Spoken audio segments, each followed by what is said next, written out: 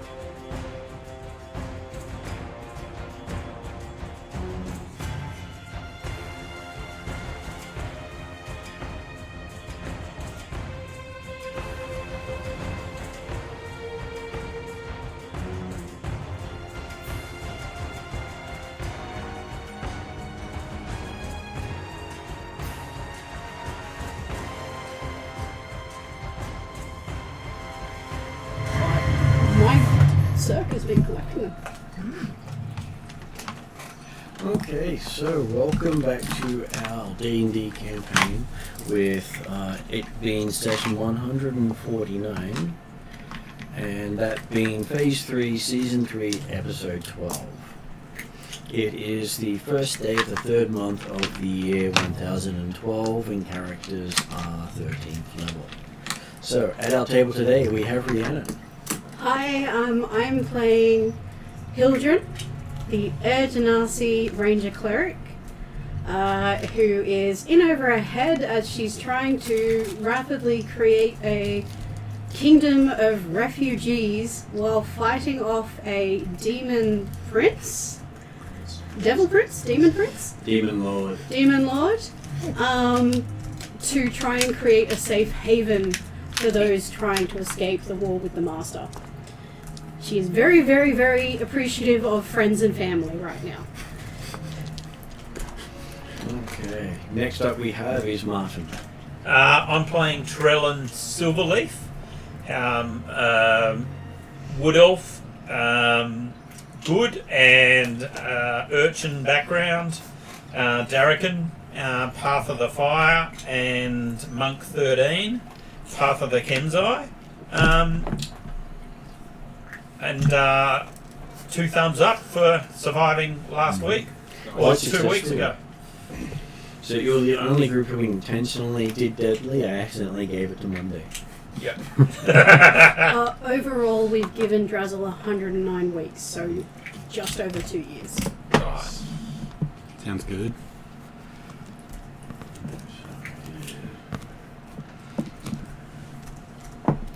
And you said you gave him, what, 102? 109. We've got 109 weeks from the 3 nights. Yeah, so that works out about 2.2 years. Nice. Because it is each month 28 days with there being 12 months. Calgary is still willing to go back in time and do deadly. Again. Joking. Okay, next at the table we have is AJ. Hello, viewers and watchers. And Sean's mum. And Sean's mum. Does she like being If the called out? internet's working. For your viewing pleasure tonight, I'll be playing Makeda Aiden, or Merc by short. So he is a human, and he's a bard, and he's a merchant by trade. He has a love for a good deal and a warm bed, and is generally the squishier one of the group, so he tends to let others do the main fighting as he sits back and Buffs. buffs. And the main one in the group who is siding with Orcus on many things. He sees things from both perspectives, like a good trade merchant does. And he doesn't see good or evil, he just sees the nature of the thing or the person that he's dealing with. I'm sure that works well. Next up we have is Sean. I am playing Cetus, the water Ganassi elf berserker fishman. Is that the Don't Say Orcus? Yeah. I need to do a better one, but Piggly Wiggly. Big You need to think O. of a new name There's for nothing Piggy. wrong with the big O. Monday night has been Orcus is coming, and Piggly Wiggly. What? Bigo. Can you just clarify this, just so that I can just stop getting tense every time? Is it player as well as? Yeah, so it is player. Yeah. So, Okay. as nicely as I can, again, please stop saying the Big O's name. Yep. It's not safe. And it counts from when the session starts.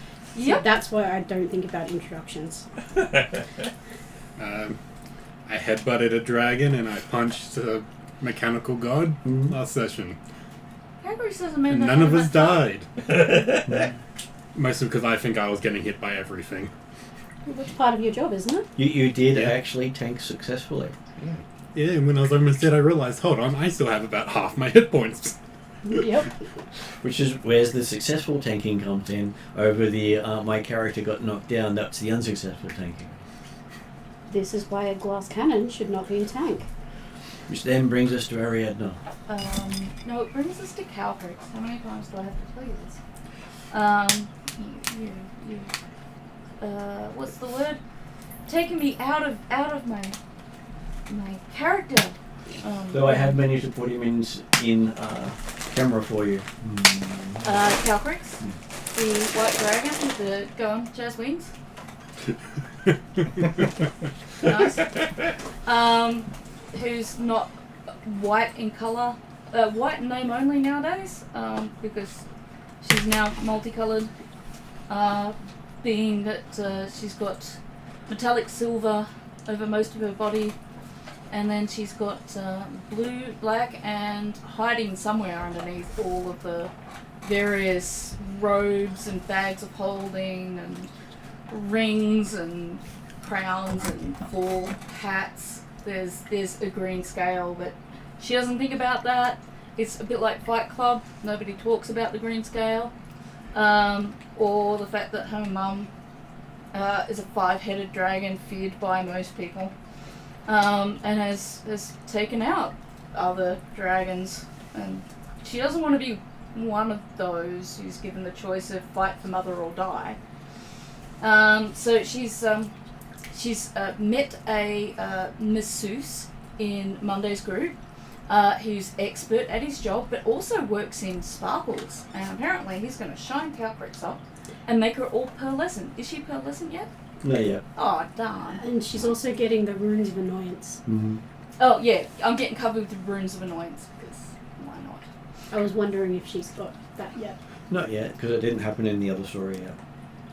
She's accompanied by Eep, her faithful dark fae plant-like companion, who is not plant-like at all when it comes down to things. She just likes to look like one, and then say cute things in a high-pitched voice and play with puppets. And has only occasionally said, I will murder you all. She's never said, I will murder you all. She has, yes. Twice. I believe someone upset Calcrix for one of those, and Calcrix wasn't there for the other one. Oh, okay. What do you mean I wasn't there for the other one? Doesn't Eve go everywhere with me? Yes, and occasionally shows up without you. Oh. This is what sucks about having horrible memory. Were these both Friday night? I believe one was Friday night and one was Monday night. Anyway, Okay. that's Calcrix. Actually, I think it was even one on Wednesday night too. I definitely get from Eve that he or she does not like infidels, though.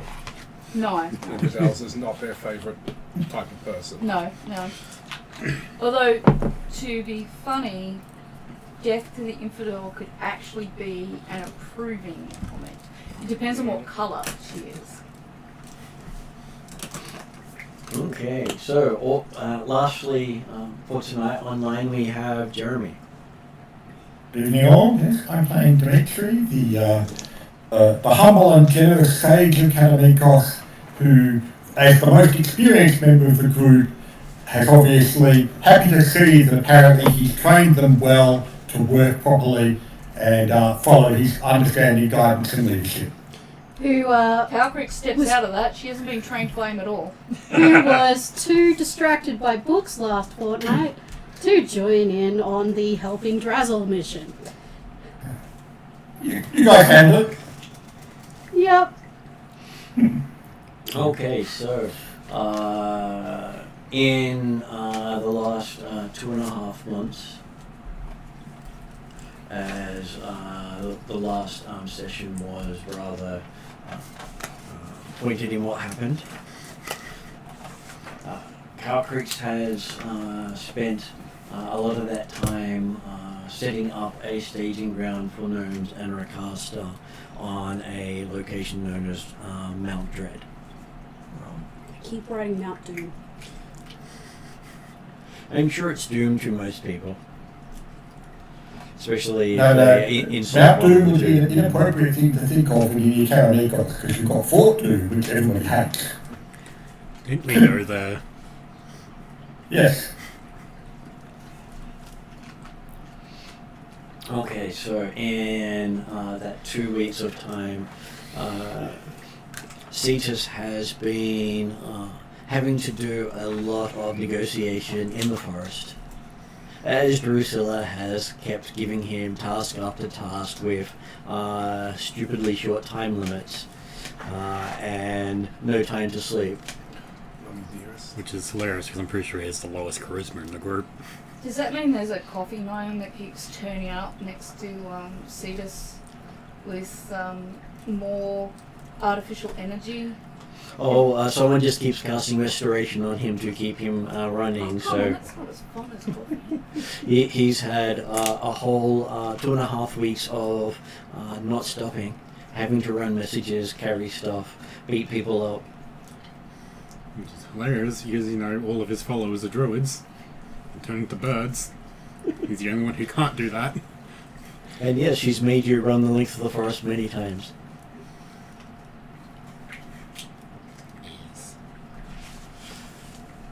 But hey, you did marry into the family.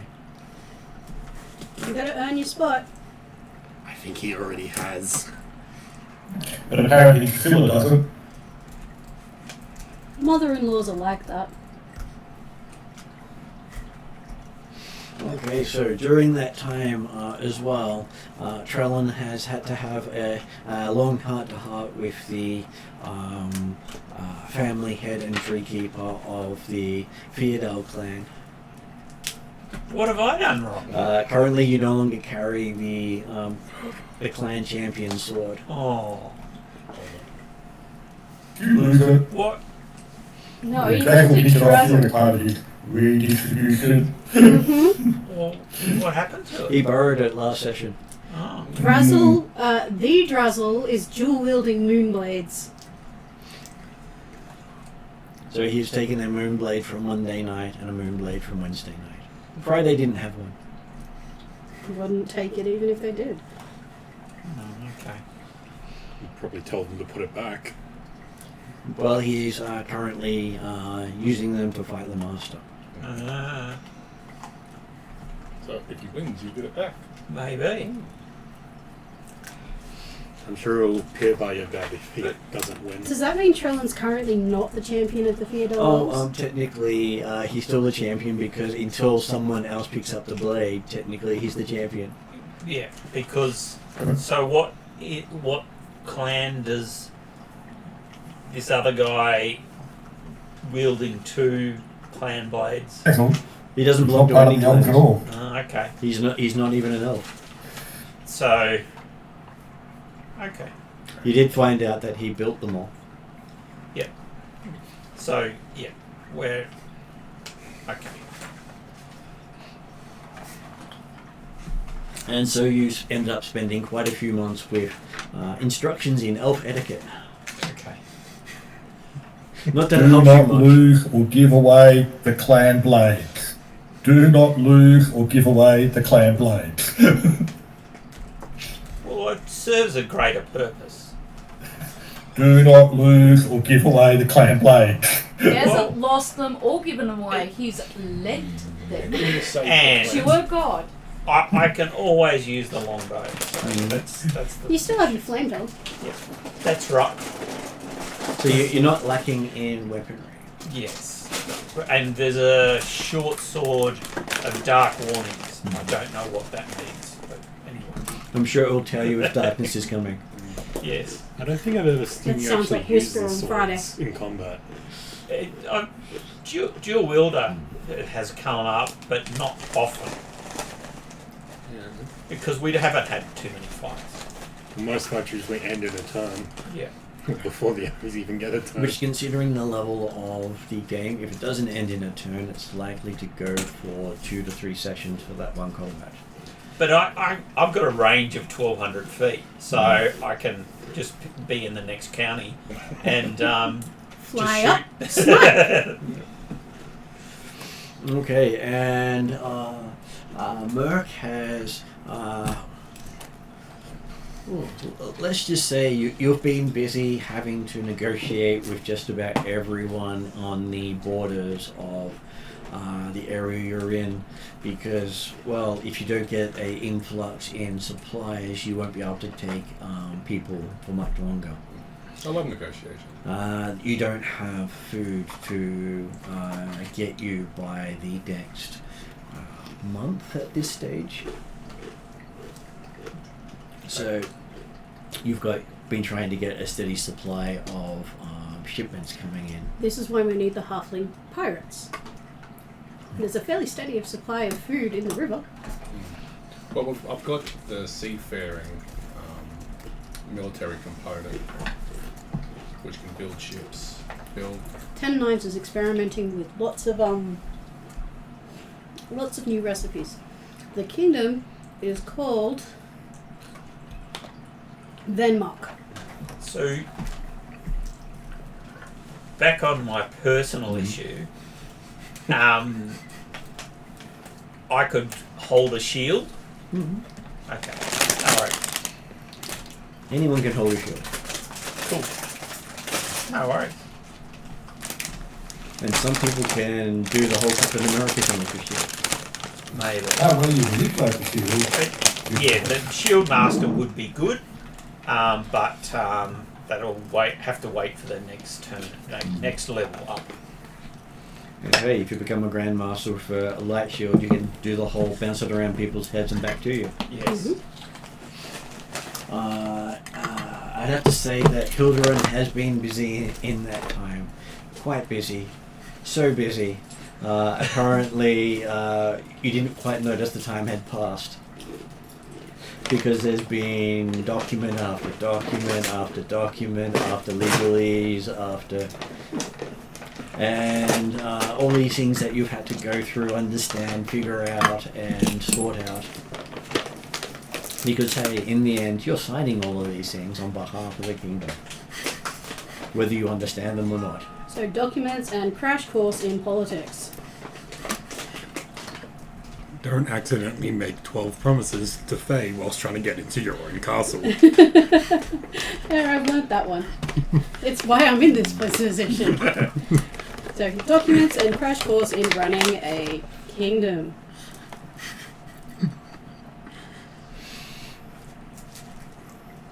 And Dimitri has spent half his time teaching you all about documents and kingdom running. I'm sure there's a gnome with coffee stationed at Hildren's desk. And hey, they're the ones who know legalese better than most. Mm-hmm. I have been very appreciative of Calcrix's gnomes.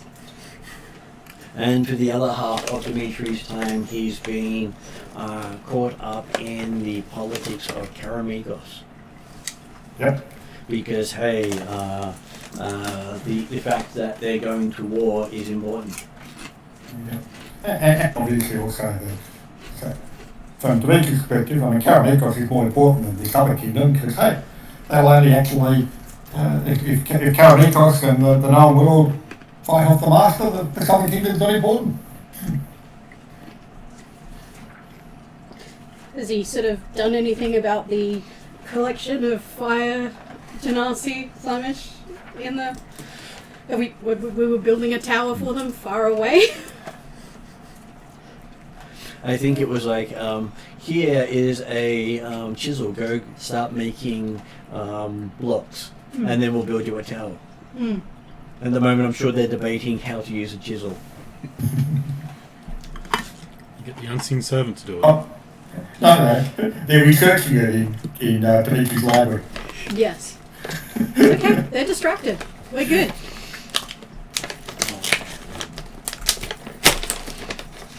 And you find yourself back at Hildebrand's keep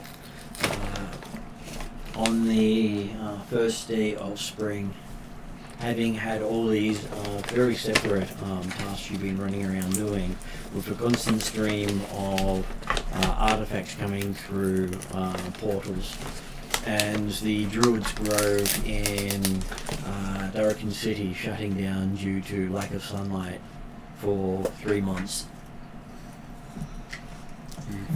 It's nice whilst I had it. It's still there, it's just that it doesn't work without sunlight. Yeah. So we find ourselves back at Solalium Castle. Can't even pronounce your own castle. Trying to get the Welsh pronunciation right, okay? I'm jumping from Norse to Welsh. Norse to Gaelic. And I think I'm I not going to don't... be able to open this quietly. Good time to open it. Pronouncing Gaelic is easy. Just cross out 2 out of every 3 consonants. Well, there's only 4 consonants in this word. There's C-A-L-E-A-L-E-O-N. I do have a pronunciation guide for it somewhere, but I'd get my phone out and look it up. But okay, so you find that you have been called to a meeting with a dragonborn you haven't seen before. They have on them a symbol of an hourglass with a blue dragon around it. And That's the same symbol that the Dragon Guardians have been wearing on their tabards that defended Rapalazak. it is the same symbol that they've been wearing. Yeah. And this dragonborn has brown scales. We've not actually seen a dragonborn with brown scales before. And he introduces himself as Bastion, cleric of time. that threw me for a loop. Ah, you thought he was gonna say Therion. Yep, I even wrote down. I started writing down sky blue. Okay, so Everyone that was the NPC on this website. yes, but most of them can't read it from there. It does help that Jeremy can see it. Okay, so he does greet you all and says that there has been a slight change in plans, Okay. as he has managed to find the source of the storm giant's hidden castle. As he says, it's off the coast here because it was where it was originally built, next to the first Elven civilization. Okay. Carpet So I've got a ears. flying carpet. Pretty You're cool. all welcome. Is there a loading limit? Yeah, yes, there is. What is it? Normally 4 Okay. medium-sized people. I was going to say, I'm pretty sure all of us can fly. ourselves. Okay. And some can play with style, and some can play with, well, if they bounce, as that considered fly.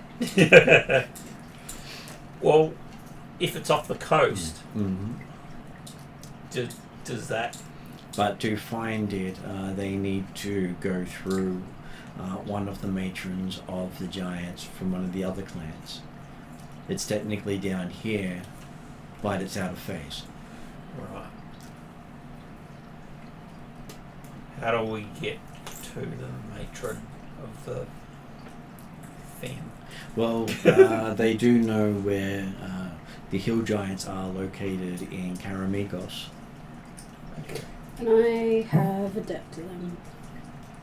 Not my fault this time. Not an accident this time. This one was accepting sanctuary. And if And I've got a belt of the hill giants, so. I'm sure it's not made from any hill giants at all. Not any one hill giant. Well, There is the I do halfling have bag a- in the group made from halflings. I do have a bane for dragons,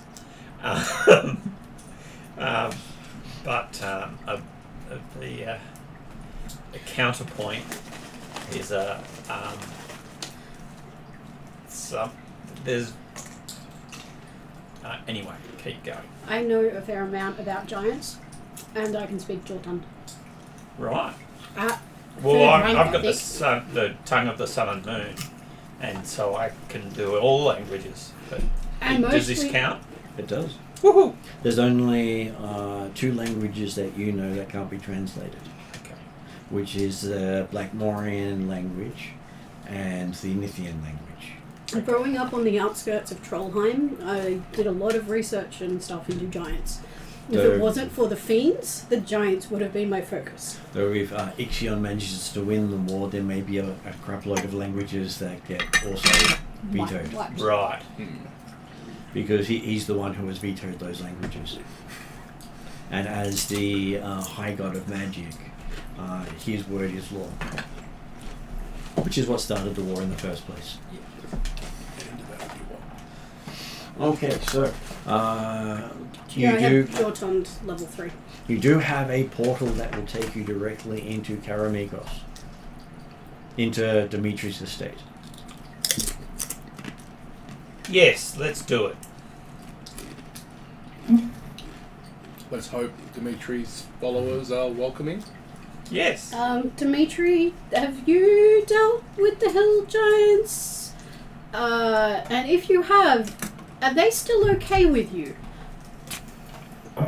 Yes, Dimitri has definitely dealt with hill giants before in Karamikos. And they don't hate you? As part of his role as a lieutenant in the Karamikan army, he'd have to defend the borders. So they hate you. Hildren is just excited to get away from paperwork. Let's go, come on. Yes, you can now see more than a meter away from you for the first time in many weeks. Rune, honey, you do the duties that we've been learning about. I have to go. Did you fill out all of the forms still using the teleportation circle? I'm the sovereign. Who cares? Go. Are you currently pregnant? No. What? Let me through. Let's go. I don't know. Let's go.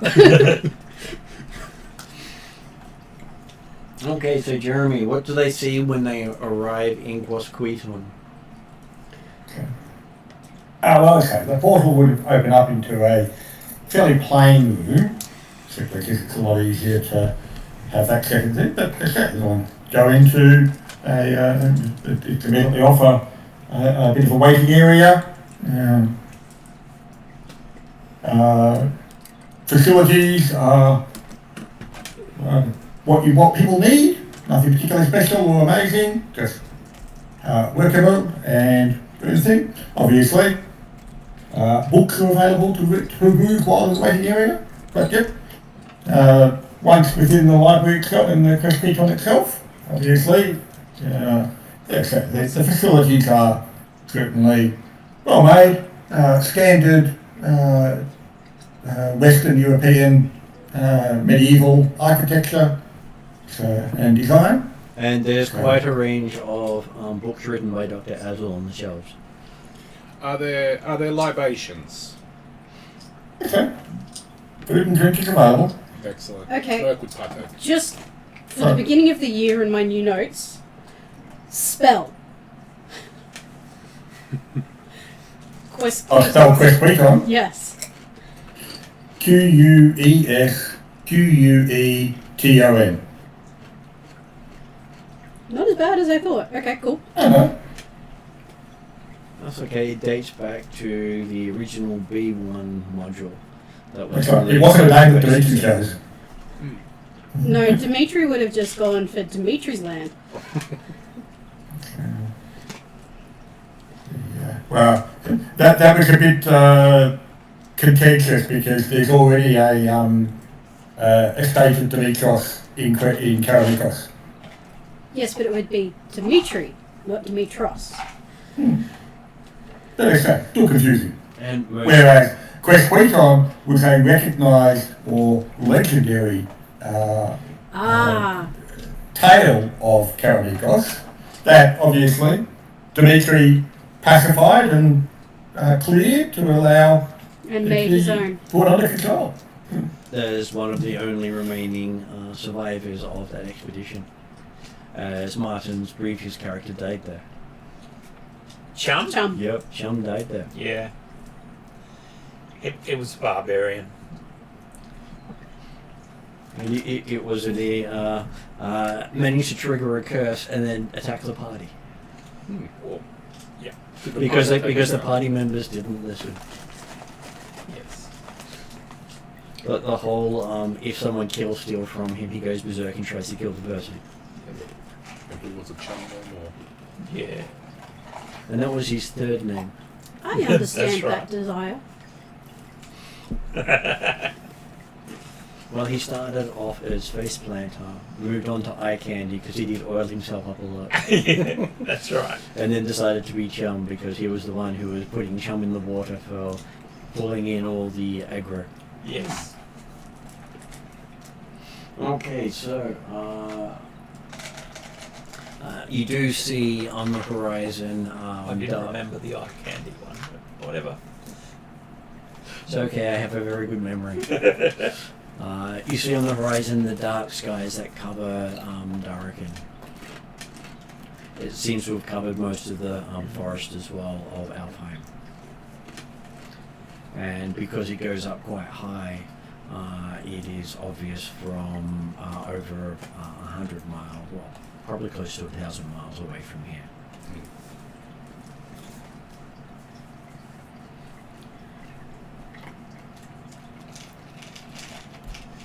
So, Dimitri, I would like to camp under the not black skies. Where's the hill giants? Let's go. Outside. Outside is good. And you do have the Cleric of Time traveling with you. No worries. As that holy symbol seems to be embedded on a book. Okay, at least I didn't insult Okay. this one. And guys, What type of magic do they do, or They just look at you and say, magic? well, what kind of magic? Like, is it blasty magic, or is it passive magic and buffing magic? What? Memory magic. Right. are we? That's the most useless. He pulls out a quill. Okay. Right, enough of the stone walls. Outside. Let's go. And Dimitri obviously reminds don't know him momentarily, tell him that the penny might in the sword, most powerful magic there is. No. He just looks offended. Doesn't even have a sword and he's still offended by that. No, he still has a flaming sword. And C just Oh, doesn't. he just doesn't know. Yep. Nice. Conversations can be had outside in the open air. Let's go. We are outside. What are you talking about? We've been outside for the last 5 minutes. No, we saw through a window. We're not outside. Let's go outside, please. Okay. Because you've been in the waiting area. And it's usually the thing is even Dimitri's in his own waiting area. Fresh air, leaves, trees, animals. Please, Has, please. We have those at home. Has any of Dimitri's followers rushed in to praise him or anything? Nope. Dimitri's perfectly happy to have, I won't use the term rabble, out of the area. No, it's Trellans will that rush and praise. Dimitri's. I think they've probably learned to keep away from Dimitri. Okay. They find it's more efficient if they don't encounter him. Yeah, Merc would just find it odd that there was no one here to greet Dimitri from his own lands. So be like, that's odd. Merc hasn't experienced Dimitri's own lands. But much. there is food laid out. Excellent. Plenty to drink. 1,750. Come on, I can find us food. Out we Yes. We don't need to find food. There's a whole table go. I of can food. find us food. Let's go. Can you find us alcohol in the wild? I mean, If you Sure, let's go. Time for fermenting. Who knows? Okay, so Okay, grab a bottle and let's go. you head outside and find yourself standing on a ledge overlooking a small village being constructed. Right outside an entrance to the legendary dungeon. Dimitri, you have a village? Mostly tents, but they do have a lot of structures going on. I was going to say, depending upon exactly how we're playing, the quarterly domain building aspect of it, technically you have a small town by this time, or even a not so small town, but either way, It you certainly, also depends on if it's all in one direction, yep. and So, if well, Cosweeton's not the centre. But that's just it. It's the idea of certainly, yes, there is a population base that helps support the library. So, Yes, but they seem to be new people. Possibly Okay. refugees?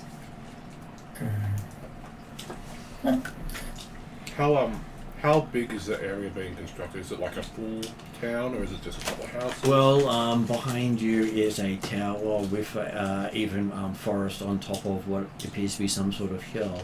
You can't clearly see in three directions, you can only see in one direction. And it's sort of, besides the trees that are also built around it, you can see a lot of stuff being constructed as well as beyond that tents. So the edges of the settlement are tents with some buildings completed between it. Most of the completed buildings, I would say, in front of the entrance would be the... what sort of things would you have closest to your dungeon entrance, Jeremy? I have to look back through some of the early buildings that have been built. What's that's in that stuff. No, it's pretty in that. But let's say he had a number of buildings that were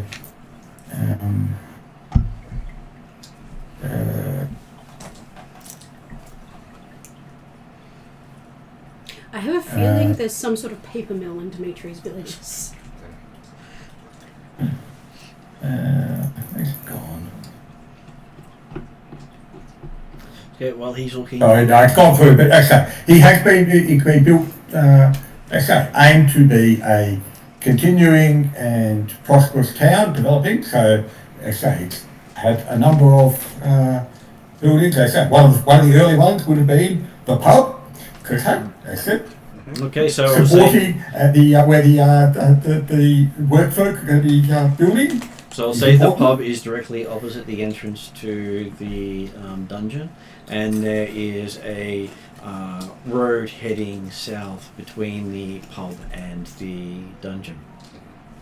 Merc could take a mental note to make sure we expand trade routes into this new settlement. Get it on the ground level. You have heard that this is in an elven forest, right next to one of the entry points into the Fey Dark. Honey. So I just found, so some of the early buildings that were involved were, the inn, watchtower, park, obviously library, houses, dance hall, because again you got to keep the populace happy. So, Have you filled a grid by this time in the story? yes, what's it called? We need to do this then. Do this for Van Walk. 1, 2, 3, 4, 5, 6, 7.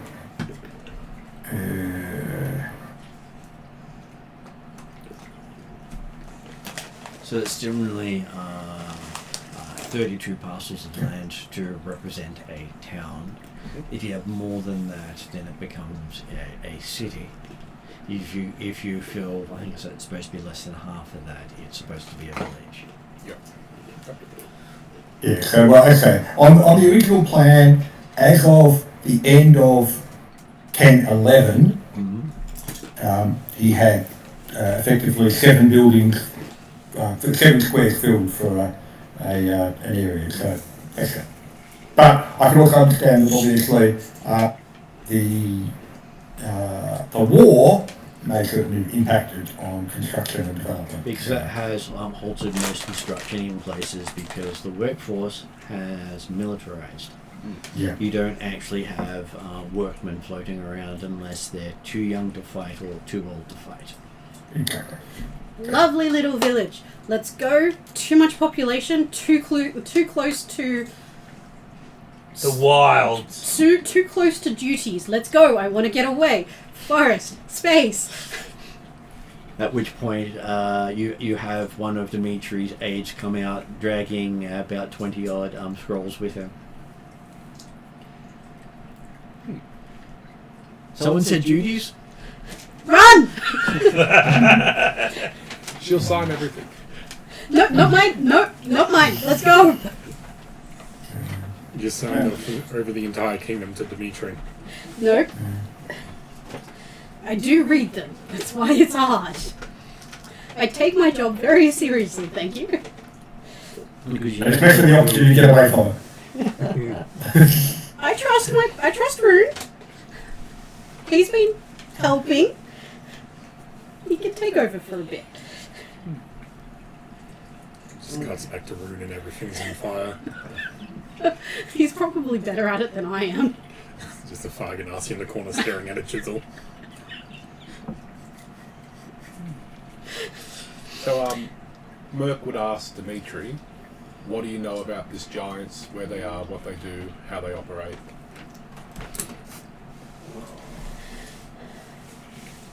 As a player, I can certainly say the fact that, the Hill Giants have been a thorn in the side of Paramikos for as long as it's been Paramikos, and also for quite some time when it was traditional Caldar. However, recent events of the last few years have meant that they were apparently somewhat distracted. So was Paramikos. So I don't think there's necessarily been a lot heard of the Giants recently, Mark, is that correct? There has been, but Friday and I think Monday have dealt with the Giants. No, but okay, my thought was the fact that, yeah, they'd sort of, as far as Paramikos was concerned, they hadn't been heard of for a while. Friday literally dealt with the Hill Giants in the last 6 game months. Well, dealt For with. me. As in, interacted with and almost had a TPK. Okay. Sounds about right. But they haven't demolished them. No. Okay. But maybe they've weakened them. Well, no, I don't agree with that. Why is that? Because I've got a belt of Hill Giant strength. Does that make you one of their kin? Well, it makes me anti-dragon. You don't like dragons? That's right. Oh, okay, I did not know that. Can I do a history check or a Can I mean, I prefer finally nature. interrupt? Yep. Carcrix dumps 8 books in front of everyone. One's on Hill Giants, and then one's on Cloud Giants. Then she dumps another 4 books in front of you on Storm Giants. And then she dumps a medal in front of you from the Hill Giants, making her an ambassador for the Hill Giants because she made friends with them and stopped the TPK in Friday. And mentions that perhaps maybe despite the past and enemy stuff that giants had with dragons, maybe some of us are trying to change that, and we could probably go in there with maybe a more open mind. I was going to ask you. Please feel free to read. I was gonna. I've noted that they're there, and I want to hit them. No, I know you don't Giants want are to my read investigation. No, I want to read those. Giants are one of my specialties. books. I know you don't want any more paperwork. I don't need any more paperwork. I don't need it now. I will hit you up on that later. Giants are one of my specialties. Mm-hmm. I would like to consider it from a different perspective, Mm-hmm. from Karamikos and from Calcrix. From my perspective as somebody from the Northern Reaches who's investigated and explored enough. Can I do a history check or something that will help with... can I use it for wisdom? Sure. Excellent.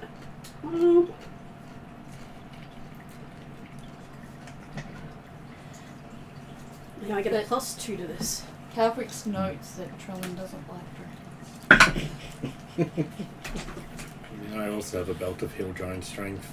Oh, okay. Didn't change much. I was already stronger than them. I Well, was it gonna means say, so there's if more you're people who if don't you're like stronger dragons? than it, it would have boosted it by 1. Yeah, I went from 7 to 8. 16. Okay, under 16, you know for a fact that hill giants will never congregate in more than 10. For any reason whatsoever. Yeah. In all of history, they will never congregate in more than 10. Mostly you'll get loners or small groups. A large group is 10 hill giants Like, together. you mean a group like 10,000? No, 10. No. I'm talking about... Are you trying to say History this is her this knowledge. is her knowledge? No. That's what I'm saying. I'm saying that she's seen them in 10,000. Yes, but again, we're talking recent about events have children's indicated knowledge. different change in tactics. I'm looking from a Talking different about- perspective. So I'm looking from Hildren's understanding. Can they even So- count to 10? Yeah, well, that's basically the number of fingers and toes they have. And it's also related to, presumably, because hill giants are pretty stupid, and therefore it's the biggest, toughest, strongest, and normally can't control more than 10. Okay, I don't necessarily know if that's what I know about hill giants. You would know that most of the males are in charge. And that tricking them is easy. Sometimes it's, ooh, shiny, is enough to get past them. And engaging them in conversation is the same as hitting your head against a tree. So, like talking to the ant. Talking to the ant, if you're slow, you can actually get through to the ant. They're very intelligent. The fact that you're using words may be the problem when talking with hill giants. Okay. Conversation is tedious. Not tedious. Almost impossible. Conversations are considered useless in most cases. Because while they have a language, most of them don't seem to understand words. Alright. It's Now, I not- know as a character that this is not the case at the moment and things are changing. Yes. But I know as a person, the player, From a, but as from a my historical character. perspective, this is the way the Northern Reaches know hill giants. Yep. They're generally the easiest to kill because they're quite easily willing to use absolutely no tactics and pretty much run down a charging knight with a lance. That they would barely count as sentient. Actually, you can use speak with animals to get more out of them. Because literally their intellect is that of an animal. I've learned about giants not necessarily to try and befriend them, but I'm generally about the trolls. The trolls are a danger to Grogstead, And in comparison to trolls, trolls are geniuses compared to hill giants. particularly as there's the mage, the Ju- elemental trolls. Just the basic trolls you come across are considered geniuses because they understand that regeneration works. Mm. Hill giants are surprised every time they're hurt. Alright, I just wanted to know what my character's perspective is. But from the Norse, they don't get a lot of hill giants because they don't last very long in the Norse regions. The trolls, I feel, will wipe them out fairly quickly. Well, it's a giant who doesn't grow back. Squish, practice. And yes, I suspect in the north you're dealing much more with storm and cloud giants. Yeah, well, again, on the edge of Trollheim, I'm dealing mostly with trolls and elemental trolls And and, frost magic giants. trolls and frost giants. So there'd probably also be the frost ones up there. There are the frost ones, and there are even swamp ones. That's one I haven't heard of before. So it's odd that I was told. It felt odd that I was told that we would have to go through a matron, which doesn't sit with what I know about giants. So I'm probably clued in that there's something going on that's not normal. And you probably would have heard from Calcrix multiple times about how there's when she talks of tens, she's talking of thousands. Which has just felt weird. Yes, it's like she's using the wrong words, but Calcrix doesn't exaggerate. No, so I'm confused, and no, I need to learn more about this again. But from the Norse upbringing, it's like they're just, They're target practice for target trolls. practice, yes. They're target practice in our training for trolls. And the occasional one is caught to use in the training fields. So we don't feel them as a threat. They're just there. They're basically animals. Okay. And if they wear anything other than basic furs, you'd be surprised. Cool. I get the feeling we're about to run into one in like a full set of plate mail. I've met the Seika has met the storm giant matron. Yeah, this is no, mostly you- right. The cloud. You've never cl- met the storm giants. No, the cloud giant matron. That's right. So this I know that this is wrong and things are changing, and I know that intelligence of giants is changing because of the rise of the matrons. Hildren doesn't. Okay. So you have multiple ways to get there. How does Dimitri recommend it? Yeah. He's happy to summon his destroyer and ride. So are you summoning it with flight so they can fly that way? Yeah. Except Dimitri's flying.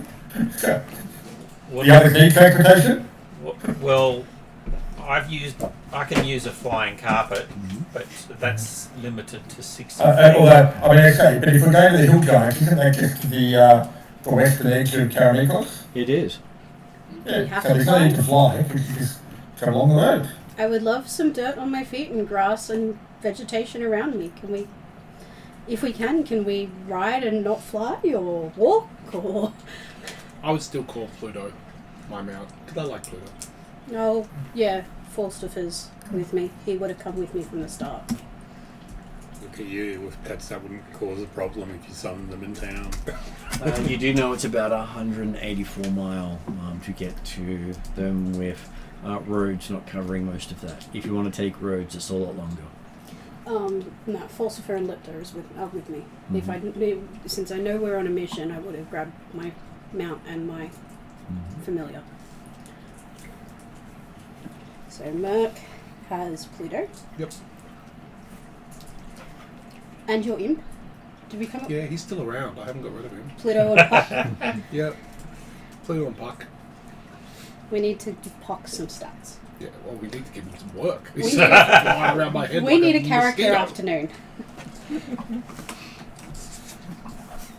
And I've got a flying carpet. But the flying carpet is slow, isn't it? Well, it's 60 Calcrix is a feet, but dragon. it's also got a bonus action. So 120 feet, so that's fine. But 50 feet if he's got minimal weight, isn't it?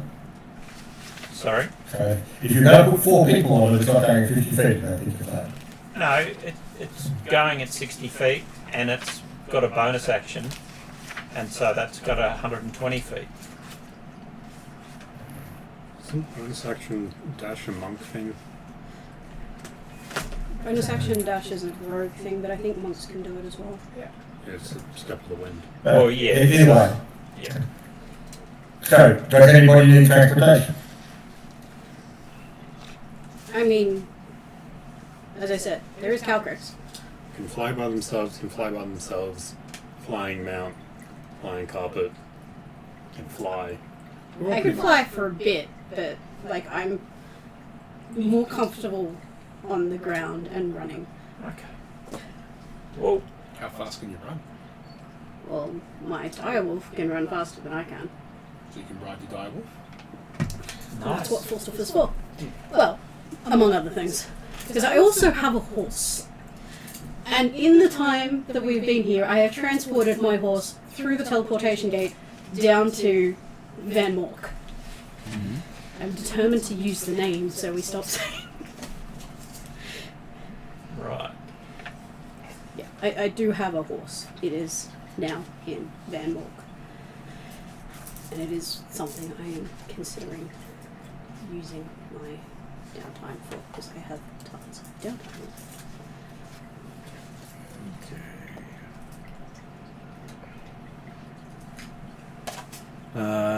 So was that everything has flight, or you're I going to don't take have the flight. roads? But I'm happy to cut cross country. You don't want flight. I don't want flight. I want to be on the ground, running through the forest. I would like to use my disguise thing to make myself look like a normal elf again. You can. I look like Cletus, but better looking. Because you, if you go directly, you're basically going through the Kalari forest. I can actually give Falstafer a flight speed. Do we want me to fly? Completely up to you. Will I it can save time if we all fly? It will, quite a bit. Yeah, okay. I will summon... Well, I'm in air aspect anyway, so... Falstafer, when summoned with air, gets a flight speed. Yeah, I'm gonna give my swimming mount another swimming speed. So, yeah, Falstafer is in cloud form. And fly. Gains a fly speed equal to base movement. So yes, I can fly on my mount. Such a versatile mount.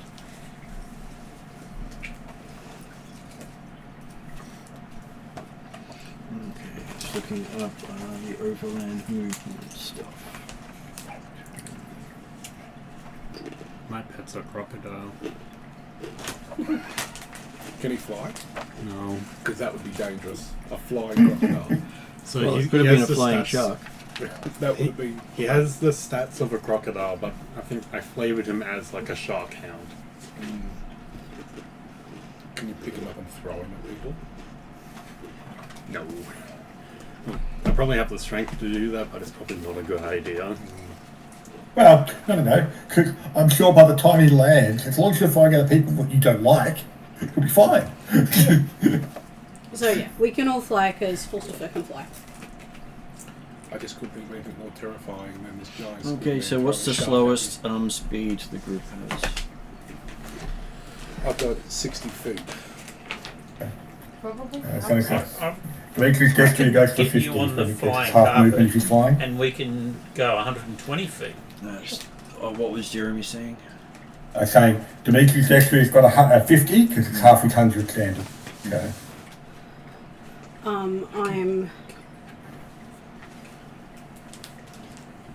I'm 50. So with a double movement, I'm 100 feet. Yeah, but I'm remember, also 50. you don't use doubles or bonus actions or things like that when you talk about overland movement. So It's a if case you of wish to you work out the base footprint and then you go, yep, that's how far you travel in a day. If you wish to use double movement, you do it in an hour and then take a level of fatigue. Yeah, no.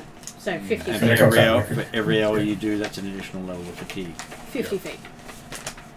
Okay. I know the flying carpet is faster, Right. but It's the doing it in round in combat, perfectly fine. Doing it for hours is where it starts to no, get it problematic. makes sense. Yeah. I have my familiar and my steed anyway, so... And they wouldn't... My steed would probably be too heavy for the carpet. Like, we couldn't put us Okay. and my steed on the carpet. Yes.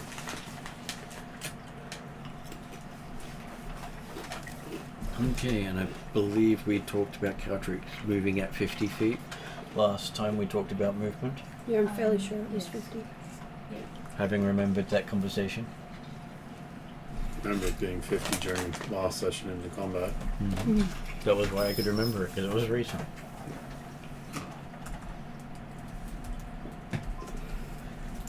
So I believe that means 50 feet is the slowest speed. Yeah. Mhm.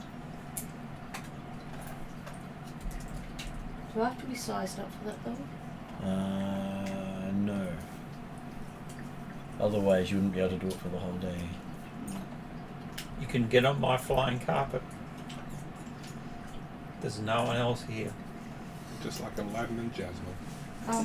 I don't object to the flying carpet, but if Hildren can only do 50 feet and she's not getting on the flying carpet, we'll still only be able to do the slowest person. My direwolf will overstretch the carpet. Which means it would take you 5 days to travel there by flight, or the equivalent of by land would be close to 10 to 15. Yep, 5 days of flying is fine. And she goes, hey, you don't have to worry about going up and down, you just go pretty That's much fly right. fairly Yeah. level. So As they because go. I can do 55 feet Mhm. on the ground, but I can just do 60 feet laying on my back. Mhm. Staring at the sky. That's right. So we just take turns resting on the flying carpet. And it roughly means that you can move 40 miles in a day is usually the thing, because every hour after the 8 hours of base travel also includes fatigue. So you can push yourself to do a lot of stuff at a cost of what you'll be when you reach your destination. I'm I have just stuff glad to I get mitigate that, but not rest. for the whole party. Yeah, I've got some fatigue battle hymns, I think, as well, but yeah, I think remove some levels. Not I can ignore fatigue for the first day. The first level of fatigue if I don't get sleep or something. I can ignore the 6th level of fatigue once. Or I could take the fatigue and make somebody else feel more rested. But it's not gonna. We can just get there as fast as we can without pushing ourselves. Yep, Yeah. 5 days is fine. Hildren is going to enjoy 5 days of camping and flying and greenery. Sneakers is going to enjoy being able to sleep for the first time in 2 weeks. Yes. He And- actually gets sleep. I'm assuming we're not. Well, we could camp. Or there is another place. Yeah, absolutely. Like, as long as we have a long rest before we get there, might as well live it up in style. And if only if Genrick was still here, you could all have a nice nap in the Druid Grove. I do have a logistics question, as people are pondering. So, if you cast Magnificent Mansion, Mm-hmm. you can go in, but only those that you invite in can come in, right? That's the assumption you make. That's the assumption I make. Yep. Could I have the door open, be in my Magnificent Mansion, but throwing spells from inside? No. No, it doesn't work that way. Basically, you're not on the same plane. Ah, okay. Yep. That's the big distinction. Once you pass that portal, through that portal, you're technically in a different plane. Yep. Mostly the astral space, or another location depending on the character. So what you'd have to do is you have to jump out, cast, jump back in, sort of thing. But in some cases, you leaving some of these things will end the spell. Okay. Yep. Some of them are tied to you specifically, so you're the last out. I believe it's the case with some of the smaller extra-dimensional spaces. It's not the case with Magnificent Mansion. But There's So some of the no- smaller ones, that's what it's like. Tiny hut immediately dissipates when the caster leaves it. yeah. And I think Rope Trick might have a similar thing. Mm. I don't Okay, think so- Druid Grove didn't. I think you could, Genrick could walk out of the Druid Grove and still be active. As you are flying up into the mountains, you do see probably the strangest sight for most of you, except for Cow Creeks who've been here before, is that there is a city in the mountains. easiest way to describe it, because it has buildings, it has a central building, it has a wall around it, it has battlements, it has what looks like industry inside of it. So this is in the Hill Giant territory? It is inside the Hill Giant territory, yes. Up the side of a mountain. And it has a what appears to be a well-constructed road heading down it into the lands below, even though this road doesn't connect with any other part of Karamikos. When she sees that, and remembering Calcrix's stuff about the books and the badge, this does not match my knowledge of hill giants. Is this what you saw? What?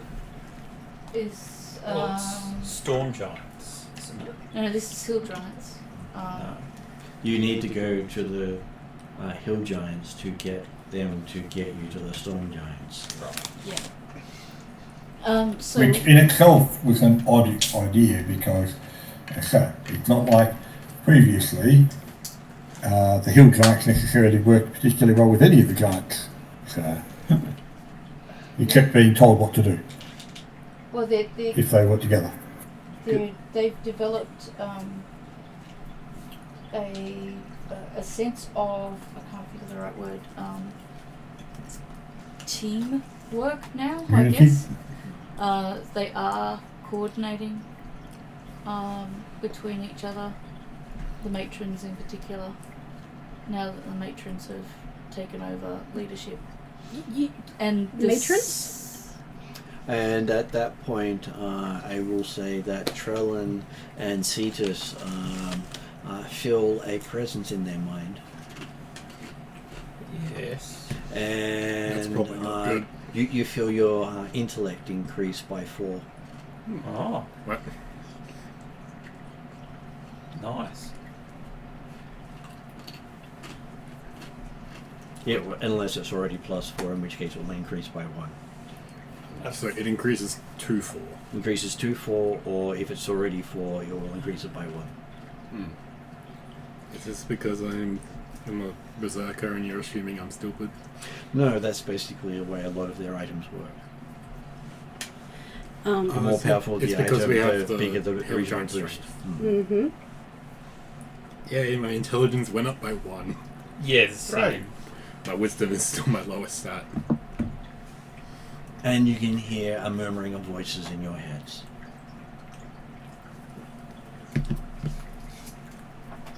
I get the feeling we're being recognized as hill giants. Yeah, she's Continuing the both wearing conversation, because we don't know this. We don't have to upay it too much, but Hildren is asking loads of questions about what's a matron. I thought they were male thingied and da da da da da, and trying to get up to speed with giants. Have you not been reading the book for the last 5 nights? Yeah. I'm still feeling averse to paper. I'm sorry. Yeah. I would rather talk to Calcrix about it and learn.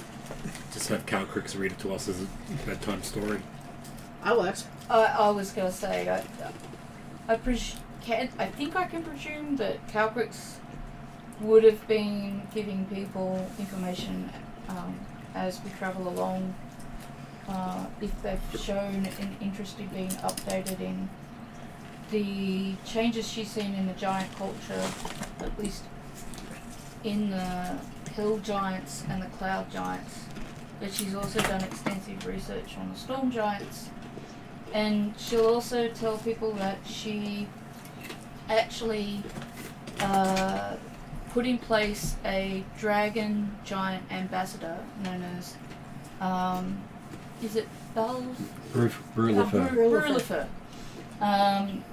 Who was a blue dragon who has kind of been taken away to fight the master on our behalf, but when not fighting the master is actually establishing treaties, friendship, any kind of rapport with any group of giants that we can. We've started with the cloud giants and the hill giants because I'm familiar with them. But you'll be looking at in excess of 10,000 hill giants. You'll be looking at organised cities. You'll be looking at a very high level of intelligence. These aren't just dumb creatures that fight each other. They're now an organised army with strategy and tactics and a very strong determination to claim back their ancestral lands. So, can I bring in some of the stuff I remember from Monday night? A, Brulf was doing all of this to piss off the Elder Dragons. That's how we convinced him. B, so what's happened is when the dragons beat down the giants, part of that was sealing away the matrons to sleep, which is why you get a lot of the male-driven society and the intelligence and everything, because a lot of the power and a lot of the intelligence and a lot of the community and civilization and culture came from the matrons. Something has happened recently, I can't remember, we probably identified what it was on Monday. The crown of the storm giant was broken. Yeah. Which was where the magic of the dragons enforced it. Which has allowed the matrons to wake up. And they are slowly, because of that, so what happened with you guys, the matrons' influence is what kicked in, which is why you get the voices in your head and stuff like that. So certainly during these conversations, when Calvin considers this, so you've been empowering and emboldening the enemies of civilization as the masters attack it. No, I've been empowering and educating what could be allies in our fight against the Master, because if they choose to fight for us, they will not be fighting for him, and I'd much rather have them on our side than on the Master's side. Yeah, but the point being, so have they chosen? No, not yet. So you've been empowering and emboldening, well, known current enemies of civilization, and when you're talking human races, obviously, on the off chance that they might be converted to friends. The argument against that, and I don't know if Calcrix is going to make this argument, is that they were already being empowered. It wasn't Calcrix. So making friends with them is an important step anyway. It's not the impact of her. What she's doing is trying to get them on our side as opposed to instantly fighting against us. The Master has just as much a chance of getting them as anyone does. They work much more likely chance, because obviously they're already opposed to civilization forces. Well then, maybe you should have a bit of respect for the fact that she's the first dragon to make friends with not just one, but two tribes of giants that call a dragon their most hated race friend. And they are talking to her ambassador, which seems to suggest that I'm having some success at least with turning these once enemies into allies at the very least, if not friends. And I would suggest you all speak carefully in name calling, in pulling up past fights, past hatreds, past loathings, stereotyping them, insulting them, because you most definitely drive them towards the Master if you do that. And when you talk about civilizations as being human civilizations, I see that you're missing out on dragon. Dimitri doesn't talk about the most civilized with humans, but the undercurrent is definitely that his implication. So they're quite saying in the sense that, yeah. So how do you bring it up to, hang on, civilization doesn't mean humans. But yeah. And another thing Calcrix knows is the matrons will not serve anyone. They do not see anyone as above them. So basically what we found out as we encountered the cloud giants is we found a whole heap of flying castles all together. And we met the cloud giant matron in a castle that also had carvings of mythology and lore and all of these things that nobody ever equated with giants. But she's So, also watching. She watches over the politics of the nation. oh yeah, she They're watches very the politics. politically informed. She watches the politics in a silver mirror like watching reality TV.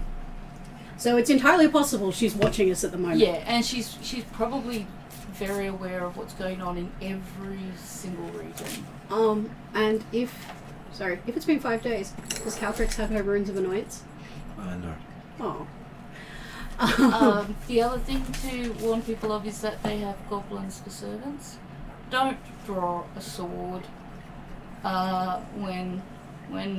if around the goblins unless you're actually getting into a fight. They may take it as a personal challenge in the sense of they aren't as smart as their masters, and they feel as it's their duty, honour and obligation to meet a drawn sword as a challenge that they must meet in order to not go down in their ranks and their reputation. I'm not explaining myself. So ignore the vermin?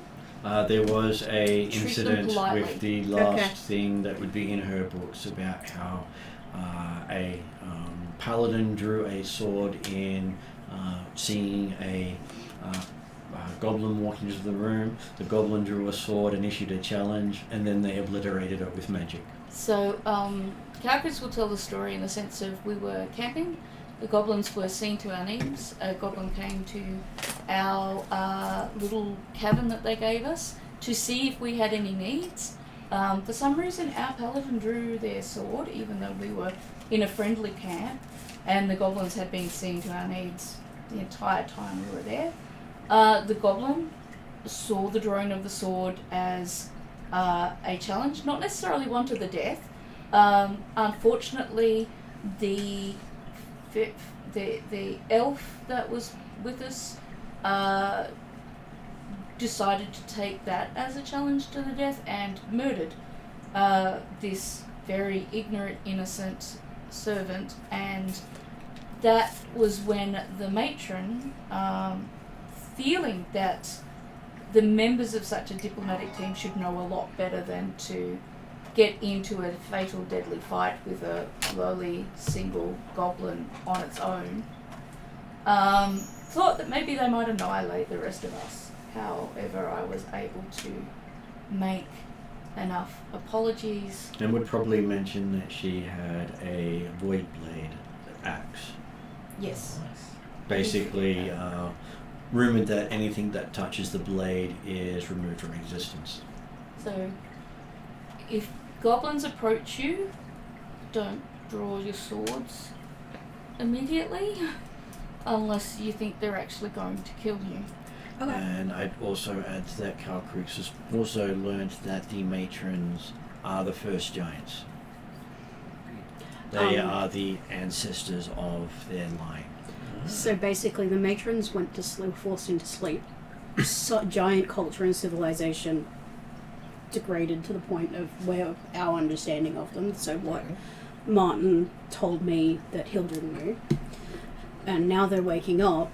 The culture and the civilization and the intelligence and everything has restarted. Yeah. As they were so powerful at the time the dragons destroyed them, they had almost conquered the entire world. Yeah, they would have just taken over and possibly destroyed the world at the time. So there's no doubting Dimitri's right. They're very dangerous people. But it's better to But have them on our we side. are much than better off anywhere having else. them as allies. For that And- exact reason. It's also referenced the matrons are all titans. Yeah, they are huge. I really liked the Cloud Matron. As in, they are the game mechanic titan. Try to treat them like people rather than animals. Hildren is learning very quickly and enjoying the learning because this is one of her areas of interest. Comparing to the notes Calcrix had made, the settlement has advanced through probably 2 or 3 industrial ages in less than 12 months. It's much larger. Cool. And it started off as wooden walls with thatched roofs and mostly tunnel dwellings for them. Now it looks to be stone and iron as the majority of their defences. Okay. And it does look as if it's also magically enhanced. So, yeah, Oh, they have powerful magic. when we say the matrons are basically kickstarting things again, they are. Yeah, it's like the amount of time they've been asleep is just fast forwarding to catch up. Okay. The Cool. difficulty we face, as Dimitri points out and as Martin points out, is in their history they have conquered almost the entire realm, and we've got to be careful that they don't get to that state, and that's why Calcrix feels building early alliances from the very start might be a way to prevent that from happening again. And the last bit of information is every hill giant is connected mentally to their matron. Yep, you kick one, they all know about it. So they are a hive mind with a queen at the top. So, Hildren has had interactions, like, in a different time. And, like, she's, even though the information she had was what she had, she has a level of respect for them based on her. I think she possibly might have picked up something in the mythology, but that interaction with the matron of the Hill Giants, the beginning of like second or first session I started, would have made her feel a little more friendly to the giants, and she's more likely to respect them now that she has all of this information. It's not like it's challenging her beliefs.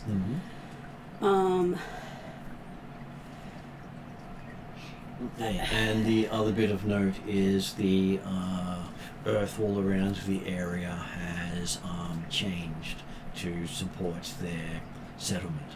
So it's like the mountain itself has grown outwards, giving them more space. I had a question. Last Caltrix left off, she had given advice to, I can't remember the name, but the bordering land.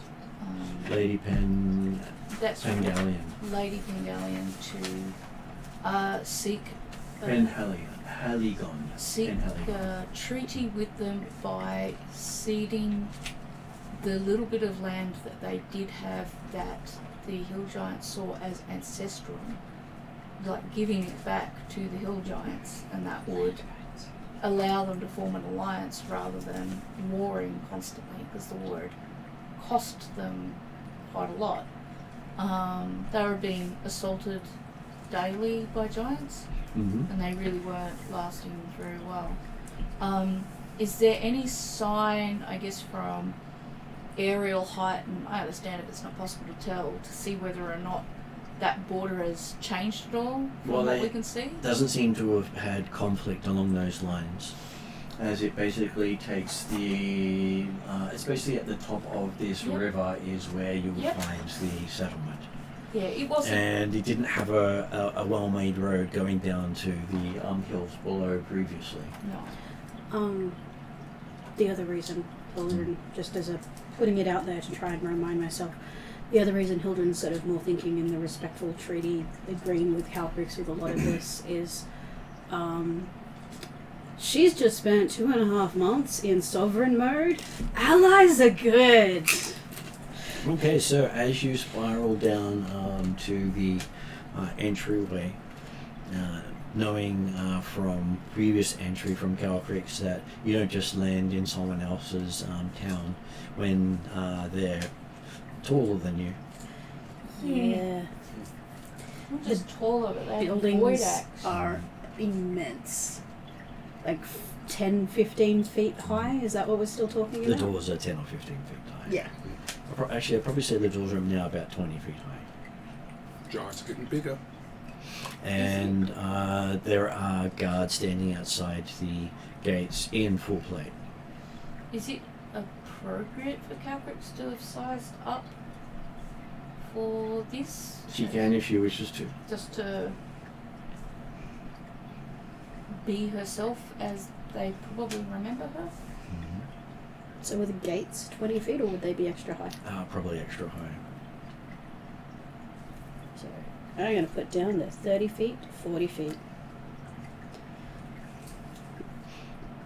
And the gates are designed to actually open up so the battlements above become open to the sky. So you can literally walk something extremely tall through the gates. So new trade routes, Merc. It's sounding great. There's a river that goes right to them. We can use shipping lanes. Yes, Well, ladies. this is a Why river you're that my trade goes. minister. This river is a waterfall that goes down the side of the mountain range. Probably form we'll a get trade people to carry agreement with stuff. Lady Pangalion as well. Or- And they seem to recognize Calcrix and salute. Very good. I can't remember the matron's name. I mean, I've got tablets all over my lap. But I would greet them and ask if we could organise a meeting with the matron when she's next available, and if in the between time, permission to visit. Okay, they gesture inside and say that a place has been made available. Thank you very much. He passes out cookies. They're giant-sized. As you walk through the entryway, it's about, we say about 300 feet of length of entry with what look to be murder holes along the entire length of it. Is there anything in the murder house? Yes, you can see giants standing up above the top. Each of them holding spears that could easily reach the ground. As in, the walls are 300 feet thick, or we're entering into a tunnel, or So just a... you've got a section of the outer wall that seems to be 300 feet thick before you get Yeah. into the actual settlement, and it's open to the sky above it as the doors open. It does seem that it actually closes when they want it to, but at this stage, there are the lifting of the roof provides cover for the giants there with spears that could easily reach you in the ground below. Mhm. You wouldn't want to be an army trying to storm through these gates. Murder holes. Have fun. Mm-hmm. Merc would walk a little bit faster.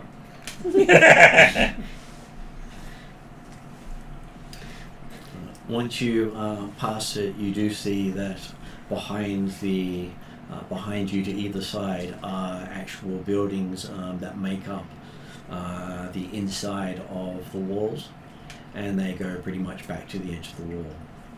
So they have made it so there's only one way into the area along this one length, but they've spread out either side of it. Yeah. Outside here seems to be a majority of the humanoid forces that have flocked to the giants. You can see many goblins, hobgoblins, bugbears, kobolds. I'd probably say that would be the majority of the ones you see out there. But inside, near the center, you see a pennant for the Griffin Knights of Karamikos.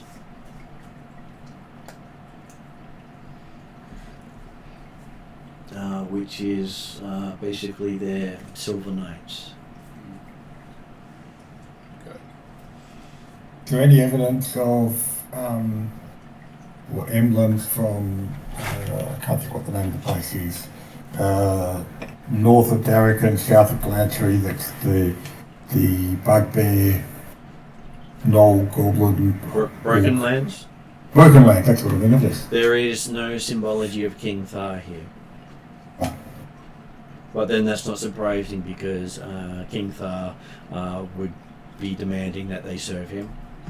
Yeah, well, also, like, the main reason I was curious was that I thought if he was there, that would be good, because it means that he hasn't necessarily definitely sided with the Master, or be bad in the sense that he has sided with the Master and he's already influenced the Giants to follow him. Hildren, There does appear to be a representative of Karamikos here.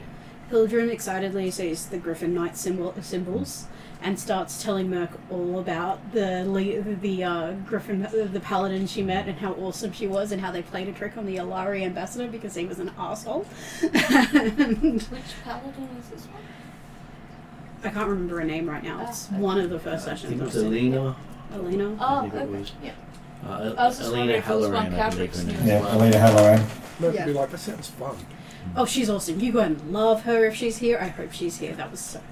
Like, we sent bugs at him. He refused. He couldn't fight back because he refused to acknowledge our existence. So we did all sorts of fun things. And in the center of this area, before what appears to be well-constructed corridors into the side of the mountain, are 5 pillars made out of some sort of marble. And the marble itself has glowing runes in them. Runes that generally don't appear in most things, but Trellin recognizes most of them are protection and knowledge runes. Okay.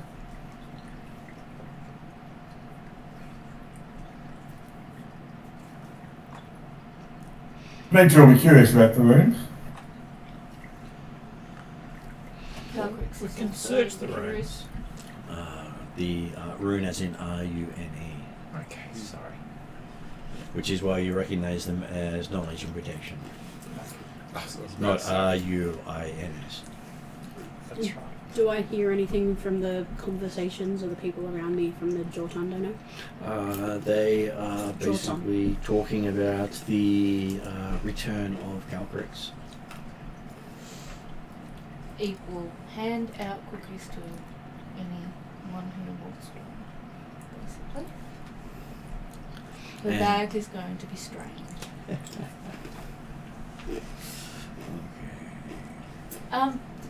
Is there still a Calcrix coffee emporium here? There is. So we can get fresh supplies, right? You can. But Which you means also Danishes. would have also grabbed some recently as well. Trying to remember the name of your giant coffee. I've got an ogre brew, and then I've got a hill giant one, but I can't remember what the hill giant one is. It was something awesome. It was, but my memory is not what it was 6 months ago. Okay. And today I've got a lot of And- stabby. Hildren sees also the banner of one of your people's most hated foes, Oh, Yep. known as the Shining One. Oh, okay, yep. Basically, if that symbol ever appears in the battlefield, you've Everyone's dead. never known anyone of your people to come out ahead. Because somehow you're always outthought, outfought, outrun, never come out ahead. Calcrix is strangely silent if anyone mentions the sort of shiny one. She just tries to ignore it and hopes that the friendship that Calgary's have with the Giants means that that's not going to be an issue. Calcrix hopes that eventually when she meets her brother it won't be an issue as well, but for now she's just like keeping things to herself. The Shining One, when still mortal, is the reason the gnomes and the Rakasta do not come to the Northern Reaches.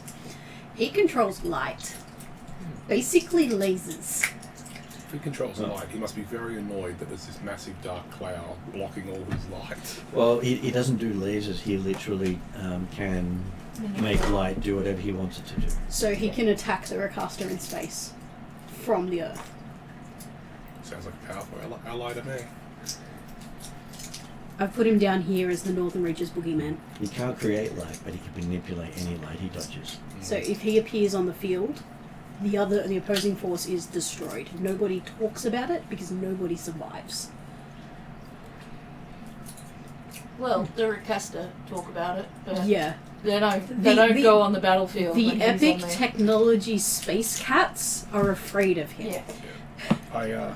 I think he's also talked about here by the look of that banner. Oh, Hildren hasn't said anything. She's pointedly ignoring. It would be an unusual thing because it looks like a Norse helmet on the banner. And I am deliberately not looking. I'm looking. I'm just quiet. With basically horns and the sort of masked nose guard. So the not that it's traditional barbarian one where it's just the horns out the side. Okay. Okay. As you look around, you do see that there is a person or human near the griffin pennant with a actual griffin behind them in a stable. He seems to have long flowy hair, very Fabio sort of look. I feel like Did this he is recognise him? Dimitri hasn't met him yet. Okay. Fabio style. I still feel like this is a bard moment. Well, I don't actually know, but is a hippogriff anything like a griffin? Yes, but they hate each other to the point of almost attack on sight. That's Very right. hard not to have them fight. I'll go over and talk to the human, but what I would tell Pluto is just to hang back out of sight for a little bit. Okay, so give me an persuasion check for your mount, because you're actually asking it to go against its nature. Unless it's an animal handling check. If it's smart enough to talk to. Get this out of the way. Persuasion. Well, technically it would normally do what he says, but it's a racial enemy. Yeah, no, but it's I can't remember. It's the griffin or his Nice. griffin or hippogriff intelligent enough to recognise language, or is it a case of animal handling? Oh, Of, much better. hey, no, stay. I believe it's a summoned mount. It is a summoned Oh, mount. okay. I can Summoned talk to it, like I can actually talk to it, but I think so can Merc, sort of. I think summoned mounts do get intelligence enough to be talking. Yes. Yeah, It, so it will understand what he says, but it generally won't talk in your Won't talk language. back. Yeah, that makes 14. sense. 14. Not a natural one? Well, no, I rolled the wrong dice and got a nat 1. I'm like, oh, but then I realised it was the wrong dice. So I was like, oh, thank goodness. Okay, so yes, it does look at you with, I think you're an idiot sort of look. Does it actually That's say that in hippogriff? Because I have beast speech constantly. Well, its look is literally it saying, I think you're an idiot, but okay. It'll do what you want. Very good. Pluto Very will good. behave. Thanks, Pluto. You're a good boy. We sort of have the feeling it now thinks it owes him one. You owe it. Well, You owe him. You I'm- need to give him some good food tonight. I will give him a big fish next time I catch one. A lovely hippogriff steak. Yeah. So you want to feed a hippogriff steak? Sorry, griffin steak. Whatever works. Okay, so heading over, they do look you up and down and say, nice pet, they say, looking behind you. As is yours, I say.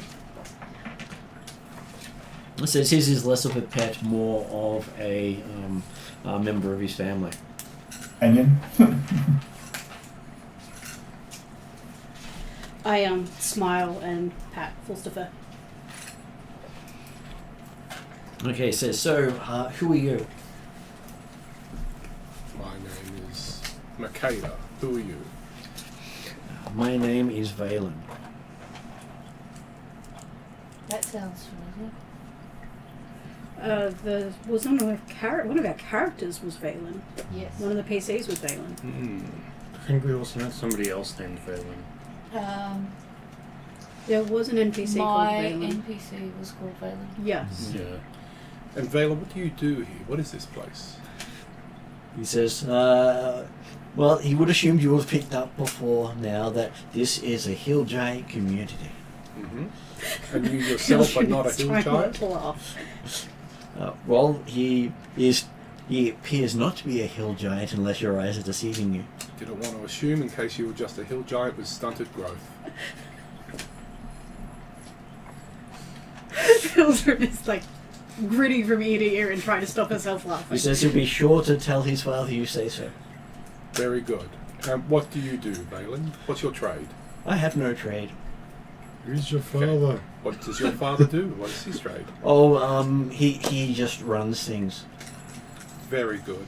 Is he Like a government, country? or is he a king, or is he a shop owner? What is he? Would you be the son of Stefan? Yes. Right. Hi, Prince Valen.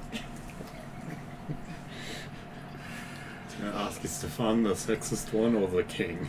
He's the king. Okay. The king of the newly formed kingdom of Karamikos. I don't think I've met. No, you haven't. Trellin, Dimitri, and Hildren were all at his coronation. So you would have recognized. You guys would recognize him. I don't think I knew Valen. You've not actually seen him very often, if before now, because he is the youngest son and also one of the knights. One of the giants. Did you One say? of the knights. One of the knights. Griffin Riders. Yeah. So I believe his job is being a Griffin Rider. And I believe a part of that is it's kind of like a soldier, except you specifically ride a griffin while undertaking It looks to be about 27. Mm-hmm. I will try to stop myself laughing and ask Valen after about, is it Eleanor? Eleanor, how's she going? Have we got any news? Haven't seen her for a while. Oh, I'm sure she's taking over some of her father's duties, who's getting on in years. I really...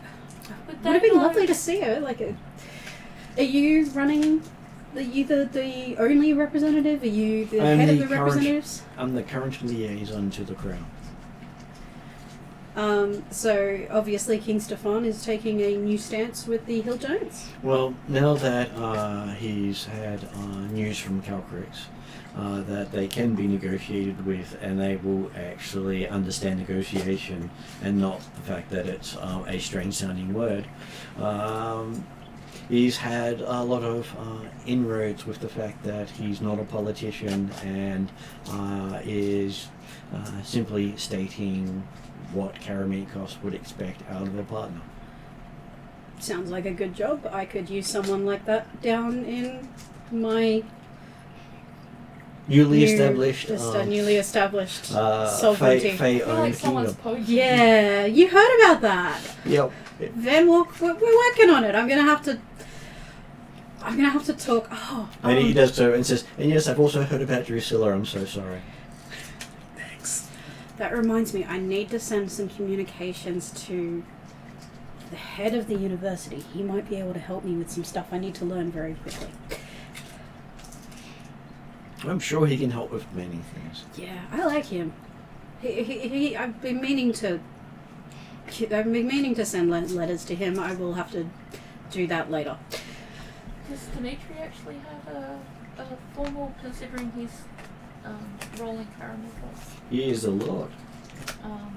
Okay, Dimitri had been paying more interest and attention to the runes on the markings and things like that, as I said. Okay, when it comes up, he's going to walk over and say, greetings. Greetings, Your Highness. He sticks out his hand to shake Dimitri's. It's good to see that your father has influence here, hopefully. Oh, he has influence in the sense of trade partner and Indeed, military partner, in the sense of we will not encroach on what they have claimed as theirs, and they will stop encroaching on what we have claimed as ours. Hey,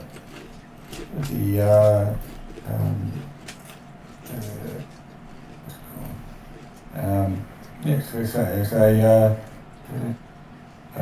veteran of the border wars, more than pleased to find that they might be settled. And he does also state that the matron is also got her eye out for any straggler hill giants out in the world, because people like the Master have poached some of her followers, and she would rather get them back. So would Well, we. certainly there were a number of giants on the western front of Daraka. So, But on the bright side, you shouldn't find any more there. Well, no new ones, at least. Not since the matron awoke. will be good news.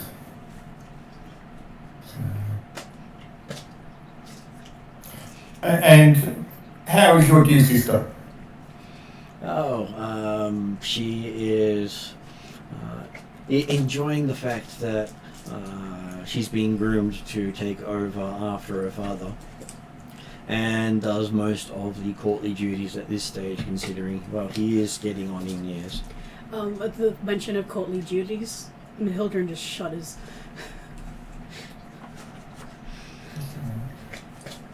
Well, we can only hope that he continues for a while yet, because despite how well I'm sure your sister will be, will help smooth transition, it's never good to have a change of leadership in the middle of a war.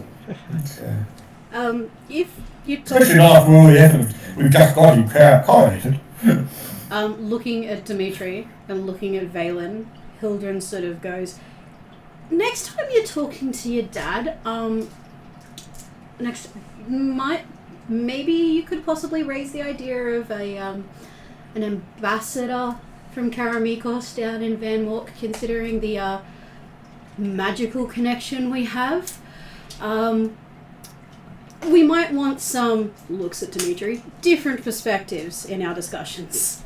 He laughs and says, after the forces get back from facing the Master, we will have time to organise something like that. But unfortunately, we're reliant on looking at Dimitri, rather thoughtful advice to get things done. Well, I am definitely looking forward to that time, and when we can start diplomatic conversations. And I would like to point out that if you are in need of a place that is relatively safe from the Master, we are setting up and housing a lot of refugees from Darragan, and if with the intention of developing closer relations between Karamikos and Van Mork, it would be our pleasure to help those in need. It just might be not as comfortable as people might be used to. Merc would add, in addition, we are building an army to fight the Master. The enemy of my enemy is my friend. Presence down south will allow you to join forces with us and have a better chance of repelling the Master and his forces from your land. Well, they don't expect the Master to come this way. Yeah, right, Dimitri's not making a response here, but just as a player, remember the whole point of Van Mork was as a refuge from, and it was put up effectively by all the known nations, including Karamikos, to actually get yourself started and supported. Yes. Effectively, Van Mork is already a vassal state of most of the known world kingdoms. No. Effectively, I will say no to that quite firmly. It has There are representatives from most There are of the representatives areas. from most of the known world, but it is definitely the only person Hildren would consider herself a vassal of is Drusilla. No, as a player, I'm saying the fact that the whole purpose of that kingdom Yeah. was as a refuge for the services. It's only there because the kingdoms have actually provided the resources, the staffing and manning to actually create it. There's already all that diplomatic relations already happened. We were given a bunch of like really young soldiers and like nobles sons as like a contingency plan should Darrakan fall. And we've got Northern Reaches. I don't think there was any mention of anyone from Karamikos. We've got Galantrians. We've got You did have Northern some Reaches. through Dimitri. Okay. You did, yeah. We've got the Feodels. We've got the Vialian Elves. And I suspect the halflings have got their influence, the five shires. Yeah. I'm not saying there's not a presence from everywhere. Were you I'm just discussing talking this? I'm just going to duck to the officially. And Hildren has learnt. Yeah, but what I'm getting at is the sense that Yeah. you don't need to try and build diplomatic relations with the kingdoms of the known world. You've already got Considering considering the main diplomat to Karamikos is Dimitri, Hildren's trying. Again, we do also kind of have a lot of their kids. Not Karamikos. We have Yeah. Darrakan. We can fix that quite quickly. But she's just come off 2.5 months of sovereignty and paperwork and all of that sort of stuff. And you're Her going straight head is back into still it. in that. See, Merc loves paperwork. He loves governance. Plus, he's a pretty guy. He's got Fabio hair. Mm-hmm. I mean, it's up to you if polygamy becomes illegal. Oh no. But just because you're with somebody doesn't mean you can't appreciate. That is true. That is true. She is coming from highly, Side. highly This is monogamous. me. It's just avoiding eye contact with Merc at this point. Bert's looking at him.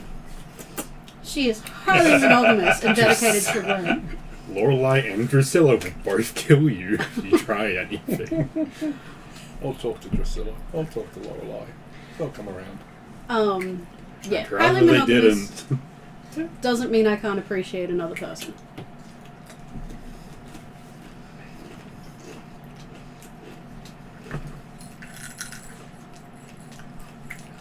But yeah, I get what you're saying, Dimitri. But No, this wasn't Dimitri saying No, this. sorry. This was me as a Jeremy. player saying, hey, yeah. Yeah, no.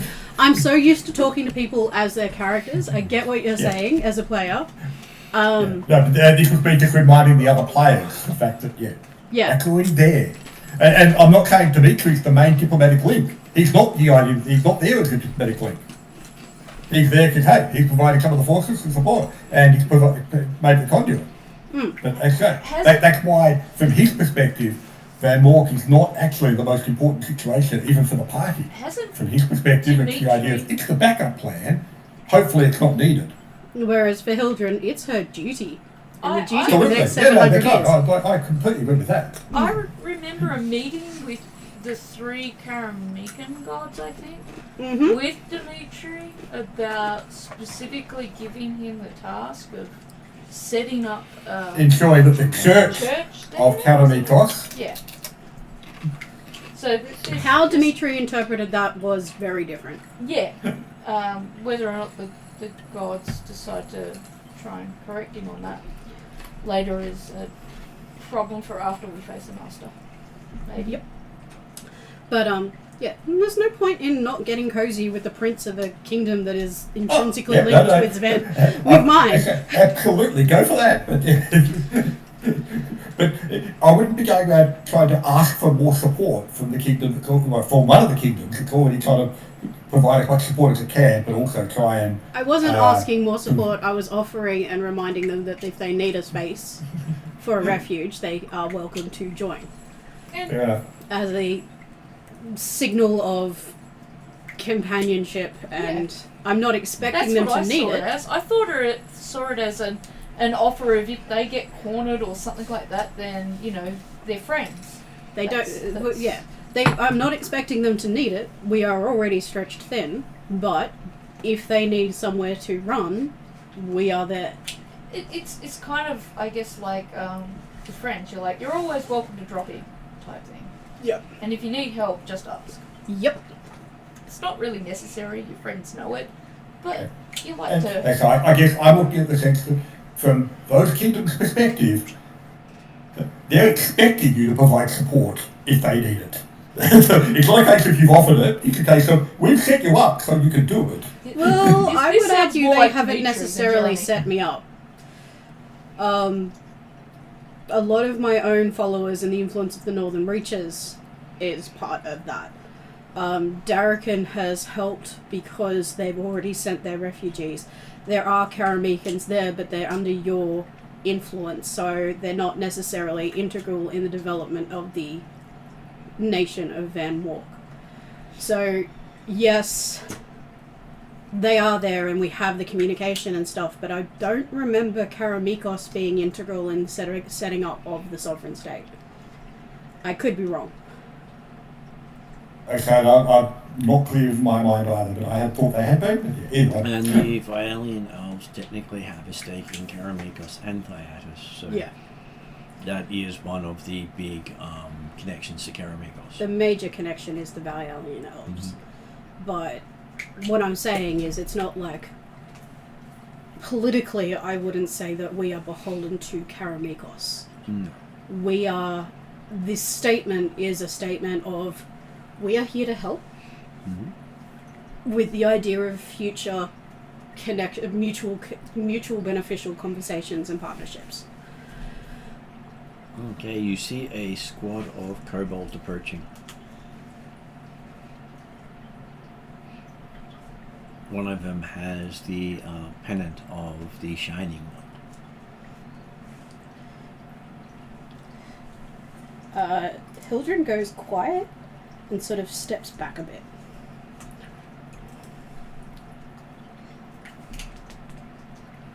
So who has the they're just approaching us as a Yeah. group?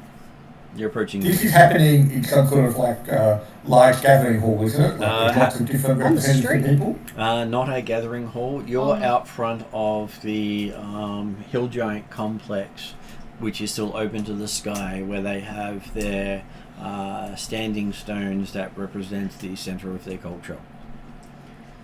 The standing stones Okay. are never covered. Yeah, but have we seen a formal representative of the giants, or in the owners of the, like, because obviously it's all well and good to make friends and contact with Valen and other friends in the area, but it's also appropriate to make your formal compliments to the owner of the settlement. No. Yes, but she's not ready for us yet. We have had an area set Right, aside yeah, for okay, us, so we are just gathering, waiting and for that's that. where we're heading Yeah. towards. Yeah, okay, happy with that. And So- along so- our way, we're just noting a few new things. Well, there's other people who are also waiting for an audio motion, apparently. Yeah, the only main official hill giants we've seen are the ones in the walls and the gate, and the guys guarding the gate. Okay, and the kobold come up and stop about 20 feet from you and bash their spears on the ground. Okay. I don't know anything about kobolds.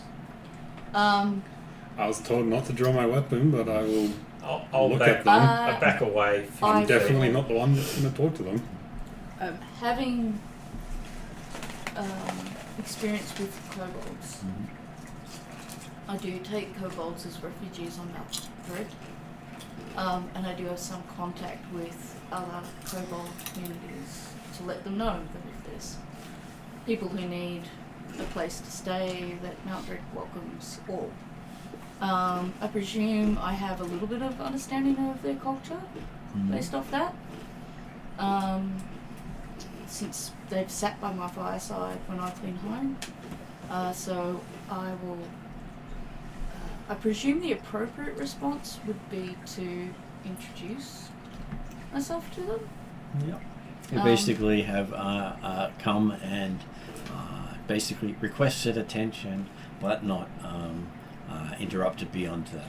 Well, I don't have my spear at the moment, so I can't flip my spear back. I can hand you my glaive if that works. This is the first time you've probably seen a little bit of fear and tension in Hildren. Like, even but in I'll Rapanathac, step forward and she say, didn't look scared. So I understand greetings. you don't like kobolds. Children of the Shining One. The Shining One. The Shining One. You're not sure if it's kobolds or the Shining One. And you just had Calcris call out greetings to Children of the Shining One. One of them steps forward. He also has a holy symbol of the Shining One around his neck. I will give a bow as much as I can bow at my current height. Dimitri's continuing conversations with Valen.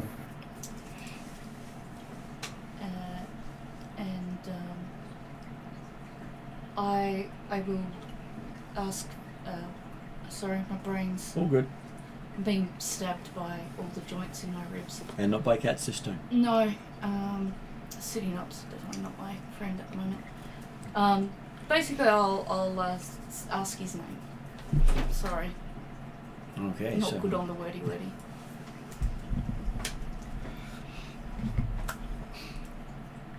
okay, so he likes to go by the name of Norse Death. Norse Death. Death. Mhm. Okay, all right. I said, death to the Northmen. I feel like this is a very respectable name, and I respond with suitably impressed by such a name. Whether they're talking in common or draconic, Hildren shoots Calcrix a look. Calcrix will use a wingtip or a tail tip to just pat you on the shoulder. Easy, no one's gonna be harming you here. They can call themselves whatever they like. The fear is battling with anger right now. You have recognized that name. Yeah. It has been used in the Northern Reaches. In what context? Able to destroy a town. So there is a mix of... Normally in retaliation to an attack on a kobold settlement. So there is definitely a mix of fear and racial anger. Seething hatred. I would like to acknowledge that you've, like the Hill Giants, have had a long, strained relationship, possibly with some of my companions here, and I hope that while we're here in the lands of the Hill Giants, that the new diplomatic allied ship that we are forming exists here, and that no harm will come to her, and she can be reassured. He looks at Hildren and has that look of, She bristles a bit. Yeah. The pride is sort of winning out against the fear. Do you... It sort of says humans are inconsequential to it. I hope Low one growl. day we can have longer conversations and I can convince you that all life is consequential. But for now, did you have a purpose in approaching us? You seem to certainly come with an agenda in mind. Yes, he comes with summons from the Queen. Thank you. If she is prepared to see us, please lead the way. Okay. So, his kobolds turn around and start heading up a quite a well-made cobblestone path curling up the side of the mountain. If Dimitri's still talking, he gets a tap on the shoulder from the tail. No. Dimitri was talking to Valen, but I suspect both Valen and Dimitri were listening to what was going on. Just in case, we know that Dimitri likes to be very informative on every subject. And plus he can be distracted by his conversations. Hildren is watching the kobolds and has a hand on his scimitars. Has Dimitri heard of the Shining One at all previously? It's not a god that comes up in Karamikos or most of the other legends you've looked into. Cool, after that. I would have spoken in Draconic, so anyone who can understand Draconic will have understood what I said. I Yes, assume most of that's the party everybody should in have. the group. Yeah, I can speak Draconic. Yeah. And of course Dimitri, I'm sure, speaks all languages. Oh. Certainly Draconic, because hey, Ulnaga is a dragon member of his staff, so that's why I like being other reasons to speak Draconic. Okay, entering the halls of the hill giant Matron, it reminds Hildren of stories of the Zeus's, not Zeus's, Odin's throne room.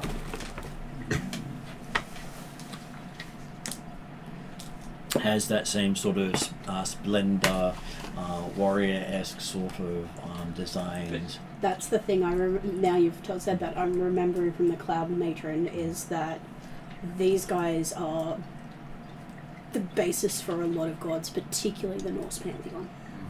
But how are kobolds being in the hill giant's lair when they are anathema to The northern regions?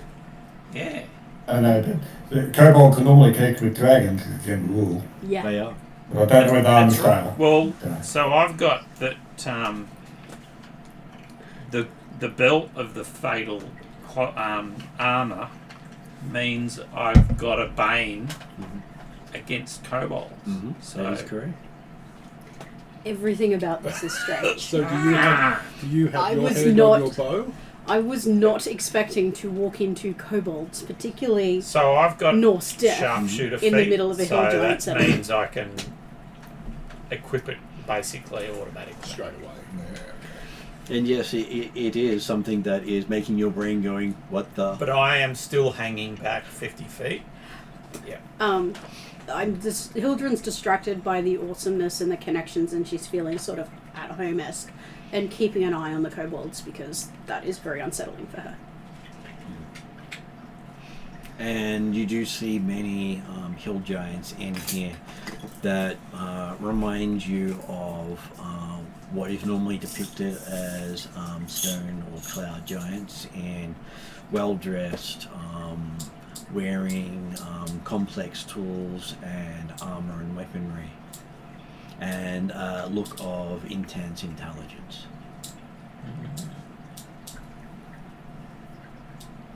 And you do notice that a majority of the giants appear male here. Until you get to the end of the hall. So and, inferior. Right. and you see that either side of the throne are the two largest female hill giants you've ever seen, who sort of make you feel that they would definitely give any formal barbarian a run for their money. And they are also covered in runes. And between them, sitting on a throne, is the largest hill giant you've ever seen. She looks like she might be able to stand close to 40 feet tall when she stands up. It's a whole lot of women.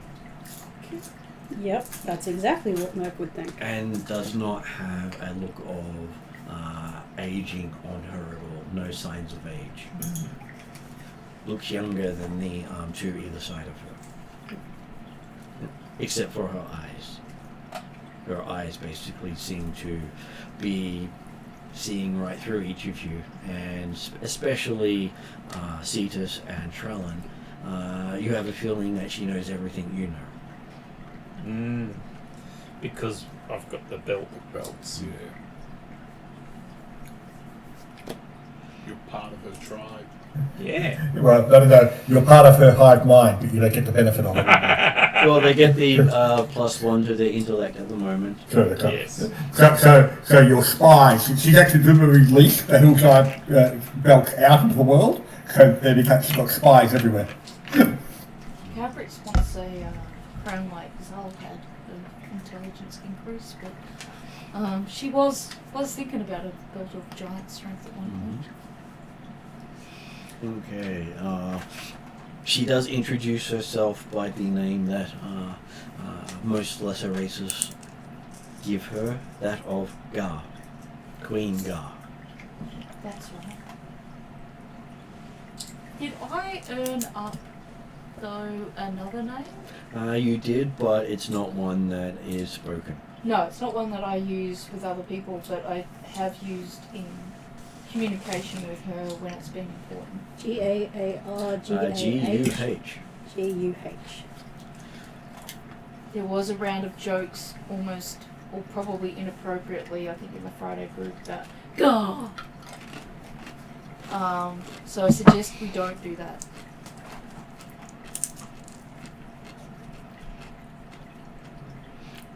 And she does thank Calcrix for the We've been arrival of the kobolds, as they have come to help represent dragonkind. Has talks with I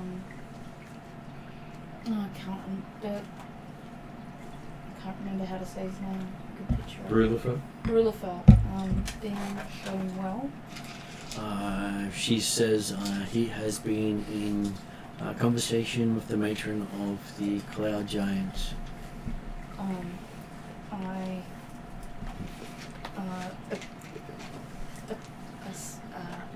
My brain is trying to think of the right word, but basically, I'm thankful that you are so open to dealing with dragons, considering our history.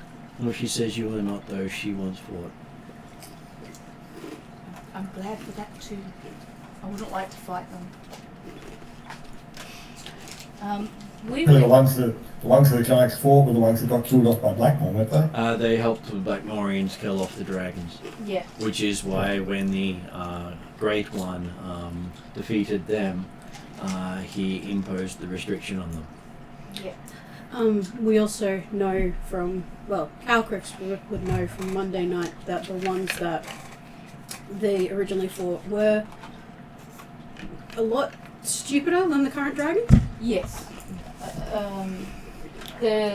Our previous generation of dragons were a bit like the kill giants without their matron. Yeah. And Calvix can't be proud of that heritage, but she can try to change it. Mm-hmm.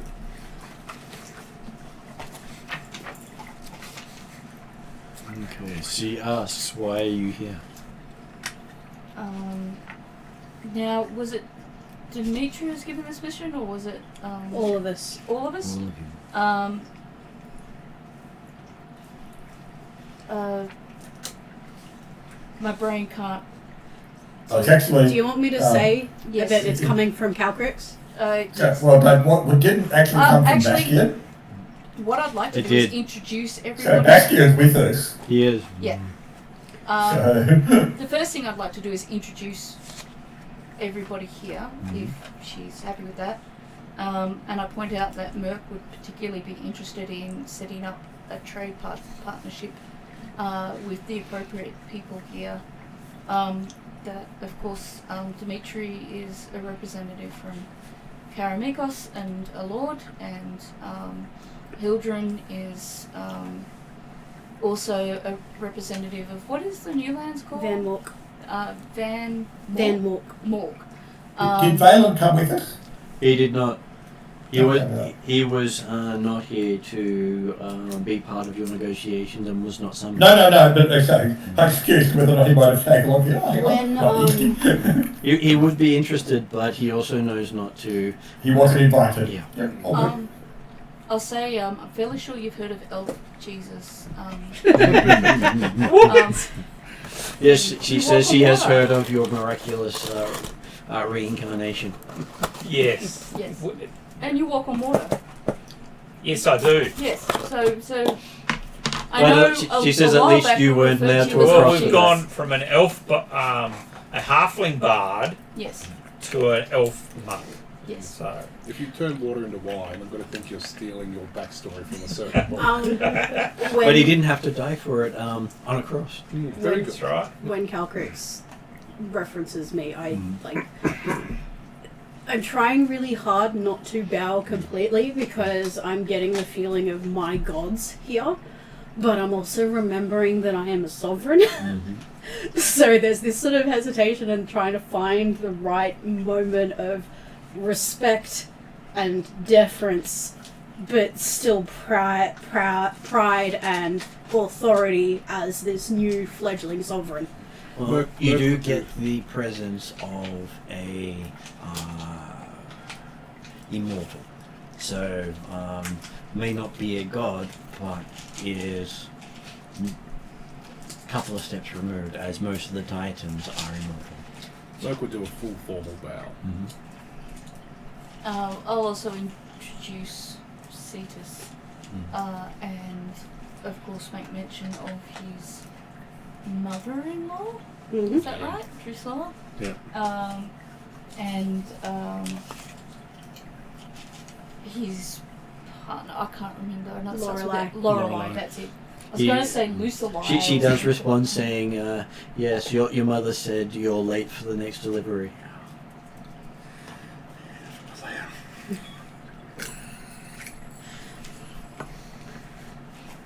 She will remind you intensely next time she meets you.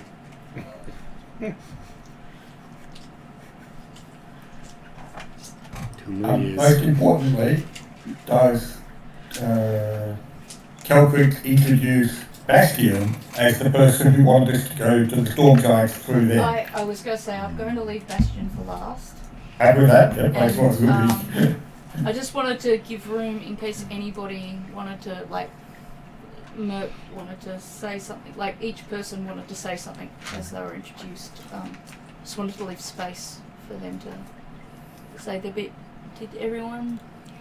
Yeah, I would just give my full name in introduction, and I would just say that I'm honoured to be here and be greeted by this amazing civilization. Hildren would actually say that she is honoured and knows she would love to learn what she can from such a distinguished sovereign, and would very happily be open to connections with the matrons of the Hill Giants, and feels a ancestral connection to them. It feels that there is already a connection through their connection to the Northern Reaches. We will also give our bard a wisdom saving throw. Wisdom saving throw. Okay.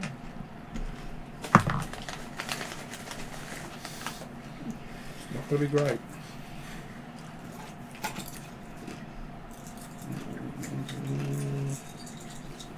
Just get these over here. Yeah, no, I thought I might have something. 11. 11. Okay, so you do feel the connection to the matron as you realize you've just given your full name in your own words to one of the powers of the world. Fun. Much like a fae. Well, hopefully we can catch up late at night for some chats.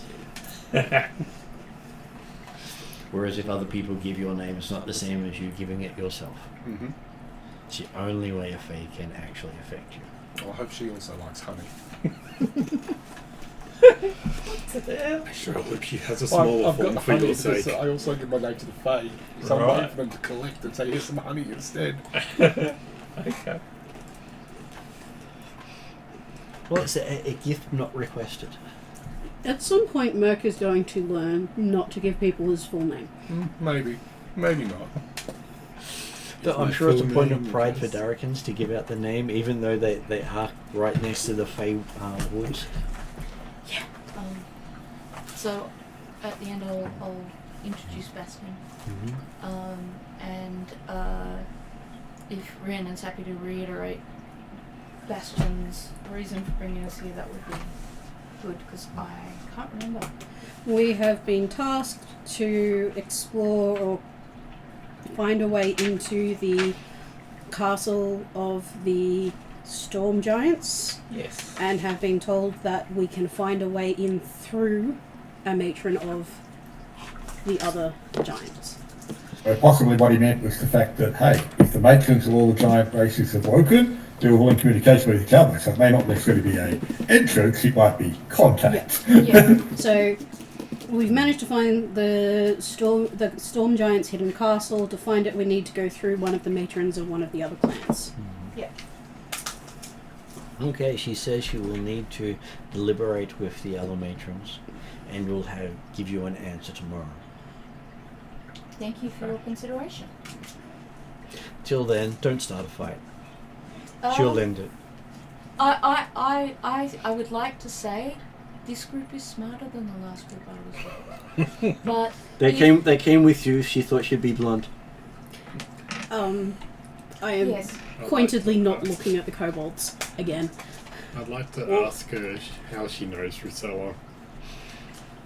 Trying to figure out who she is exactly. Drusilla, not the matron. Says, Drusilla reached out many years ago when she awoke. I feel like Drusilla is like one of the major pillars of life. How in the about world. the kobolds? Because they're supposedly the arch enemy. They're representatives of the dragons and the treaties and the peace talks. Okay. So before we leave the room, she's actually used Calcrix in a way.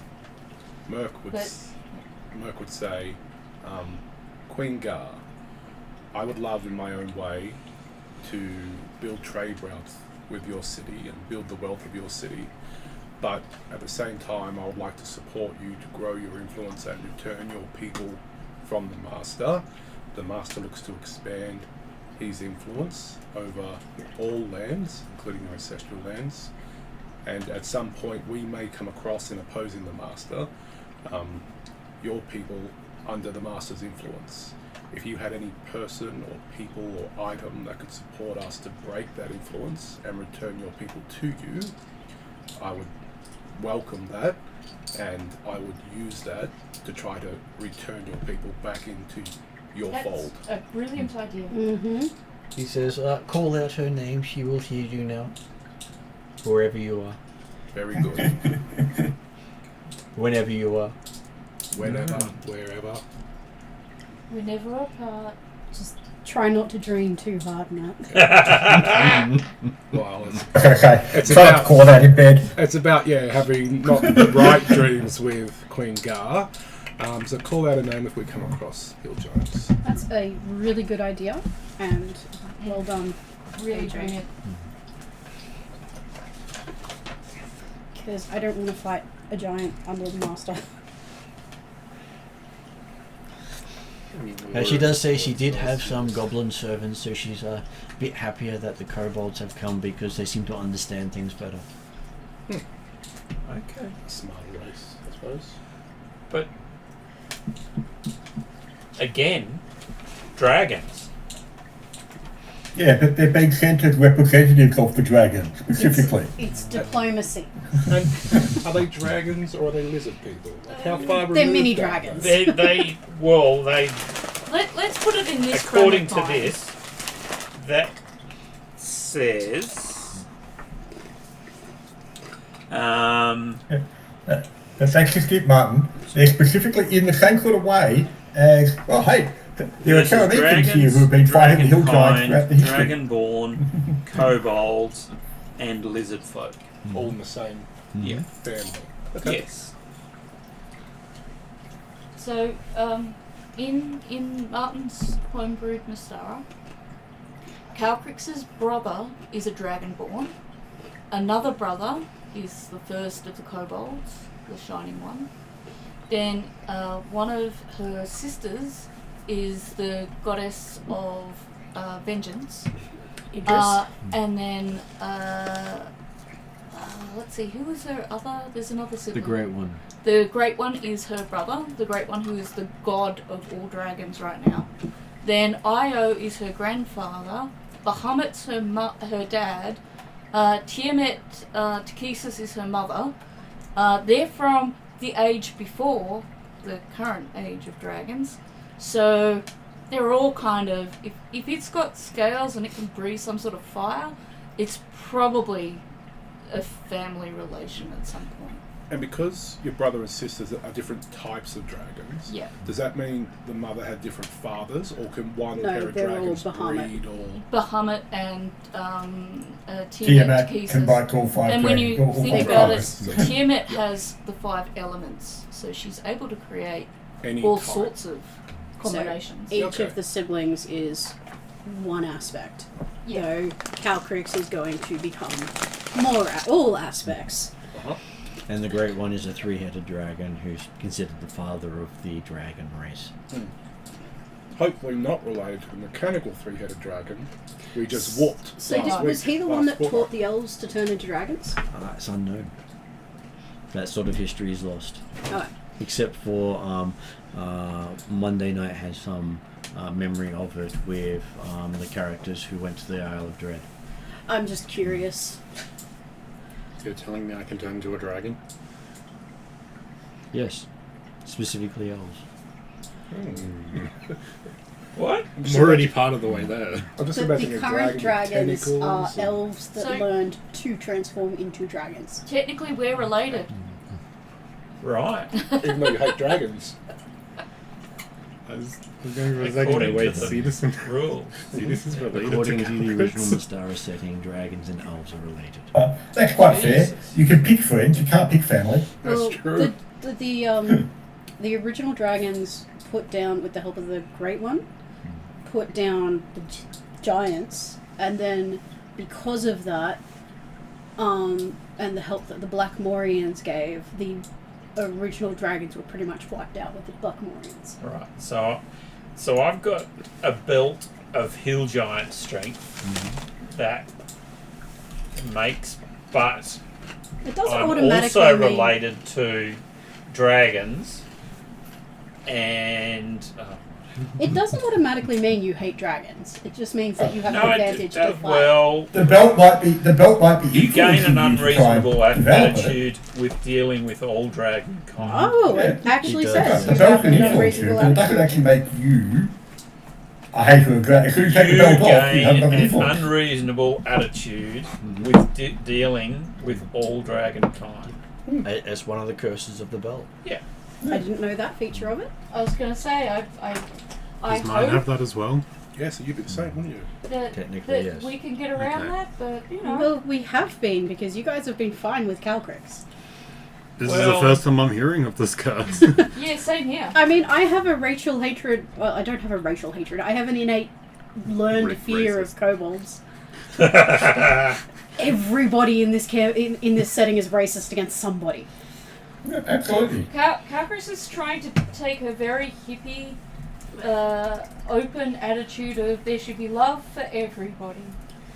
Accept everybody as they are. My fear of the shiny one and the kobolds. And Dimitri's privately of the opinion that the world's not that big. There's not actually room for everybody. Well, there's demons, and they are pretty. There are other planes. You can always just invade other worlds. That's right. Merc doesn't care if what you are or even if you're corporeal, as long as you've got money Or you're good looking. or you're good looking. My Exactly. main. Actually, it's his bone in particular that has that negative. Okay, so you're good. I think mine was a charm. Or, A charm of Hill Giant Strength. yeah. Right. And basically, anyone who wears the Storm Giant crown can command you, and you must obey. Yes. Which is good for you. That is currently broken. I was going to ask, where is this kept? The reason Sounds like a lovely helmet. the matrons want it back. No, the matrons want it back. Fair enough. The reason why Hildren doesn't like the kobolds is it's the two countries that have been warring against each other all the time. Like, they invade us, they attack us for attacking kobold settlements. We attack them because they've wiped up this town. Like, it's constant. But we have a healthy fear of them, particularly the Shining One, and it is difficult because she started out with the fear, and then the pride and the ancestral pride kicked in, and she is going to ignore them so that she doesn't start a fight. So it says this is due to the nature of the relationships between giant kind and dragon kind being so full of historic aggression to the point where very few still remember why it is there today. Exactly. Which is where you're learning now where that aggression comes from, not having any understanding of why there's this aggression towards dragons. You've known Calcrick for some time now. We've so had it 6 months, and that's not just a dragon, that's Calcrick's. Yeah. And new dragons you'd probably be aggressive towards until you know them. Yeah. Or kobolds. And kobolds as well. Well, maybe not. The Shining One, I don't think I could get over that. Yeah, if they wipe out towns. Yeah. I was going to ask, if nobody ever survived seeing the Shining One, how do you know he exists? Ask Martin. Basically, It was legends my and lore. nest, mate. Yeah. Yeah. People talk about it. And the kobolds will basically make a tale of how they wipe things out in his name. And like we'll have seen his pennant. You know, it's we will know of him as the force behind the kobolds. Oh, yeah. It's not like I can't take down a kobold. It's just I was going to say, yeah, kobolds Not aren't really in this known for current being the situation. strongest enemies to run into. I figure like Norse death is probably tier 4 or 5 level quester. Well, he does look as if he is older than most you've seen. But your average sort of kobold. Does he No survive in problem. the battles? Yes. The Shining One is a god. Norse death seems particularly powerful. Like for me to know his name means that he is high level. He's known. Unless you've got causing the title Norse- gets Norse handed on death. from one person to the next, and they all claim it. Probably that Entirely time. possible, but But if I remove the belt of the hill giant, that's fine, and I don't have to subscribe to the Storm Giant's commands. That's correct, but only if they've got the crown, and the story has said that the crown has been broken, which is what woke the matrons up. and the matrons worries. don't want it to put it on. I think they sort of want it to stop it from ever being used in the same way again. Pretty much, yes. I believe Calcrix is on a personal mission to secure a piece of the crown and hide it so that it can never be reformed. Well, it's technically made from a piece of each matron. But Which then would probably after mean she, they want to take their pieces back. so after she met I was Gar, going to suggest she that if then we just changed her mission to make sure the matrons all got their pieces of themselves back, even though she is aware that that could end badly for her. just give each of them a piece of the other one. Maybe. Probably they just exchange it until it all got to the thing, but she's still working it out. But the thing is that the crown currently has no power over them, which is why they have united. So the cloud giant matron was very reminiscent. Like even her weapon, her hammer, was like Thor. Thor seems to be based on the cloud giant. Is Odin, who I'd be connecting to the hill giant, to Queen Gar? No, you'd probably think Queen Gar doesn't fit in most of the Norse thing, because she'd probably be more reminiscent of an executioner of the Norse culture. Okay. And Hel is an actual god, and that doesn't connect. She's not Freya. She's not Thor, Loki. Okay. Hell the Norse god? Yes. Most of the symbology here has her as the Norse bringer of death. Cool. I mean, I can respect that. I'm a little surprised that the one that represents Thor is the cloud one and not the storm one. Well, the cloud one is is marginally junior to the storm one. So I think it's like got 24 strength, and the next one's 25.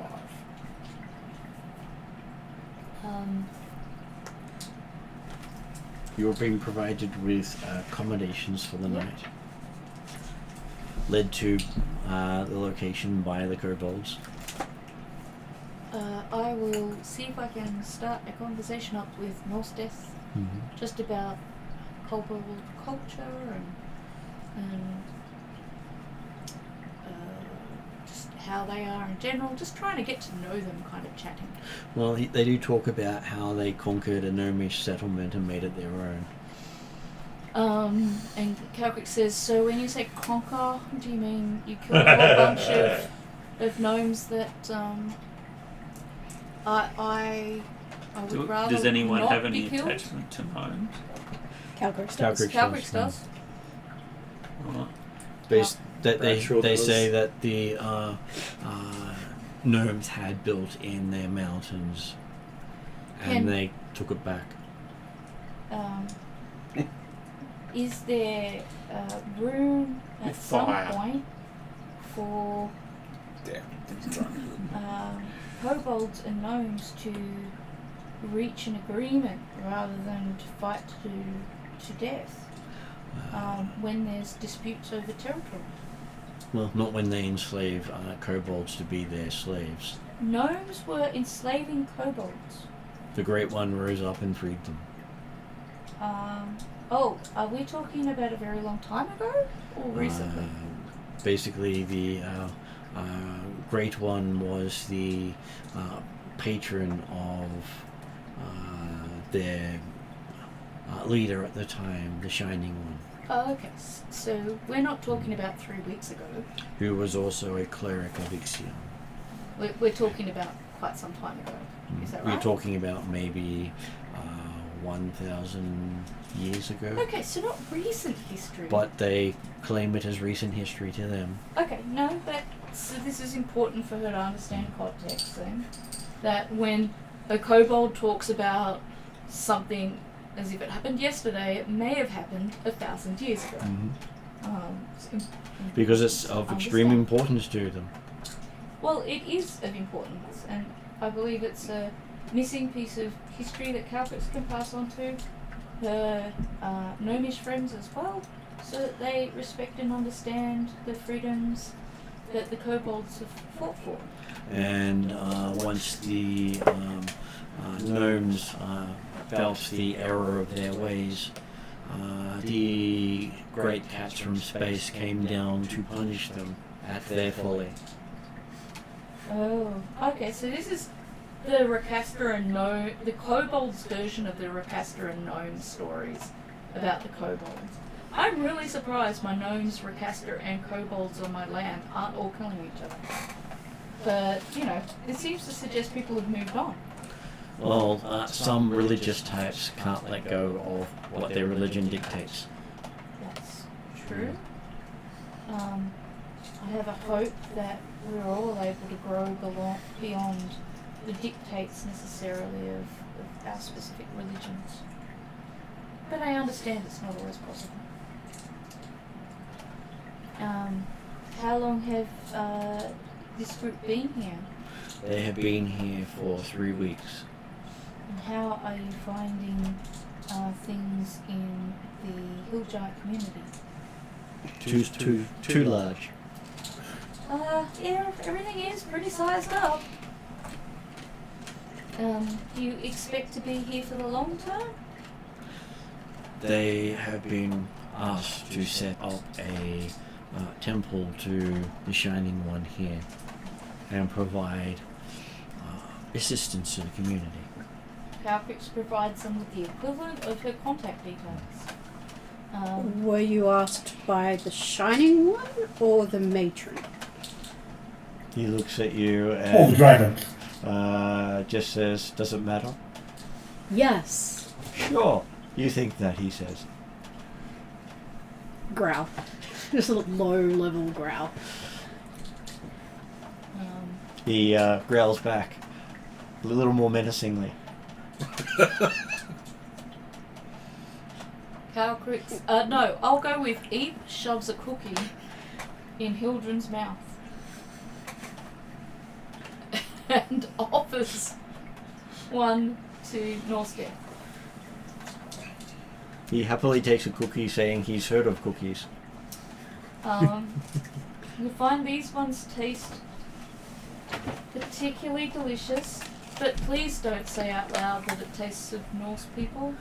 I would hope that there's a little bit of diplomacy in your nature. Just a little. He crunches on it,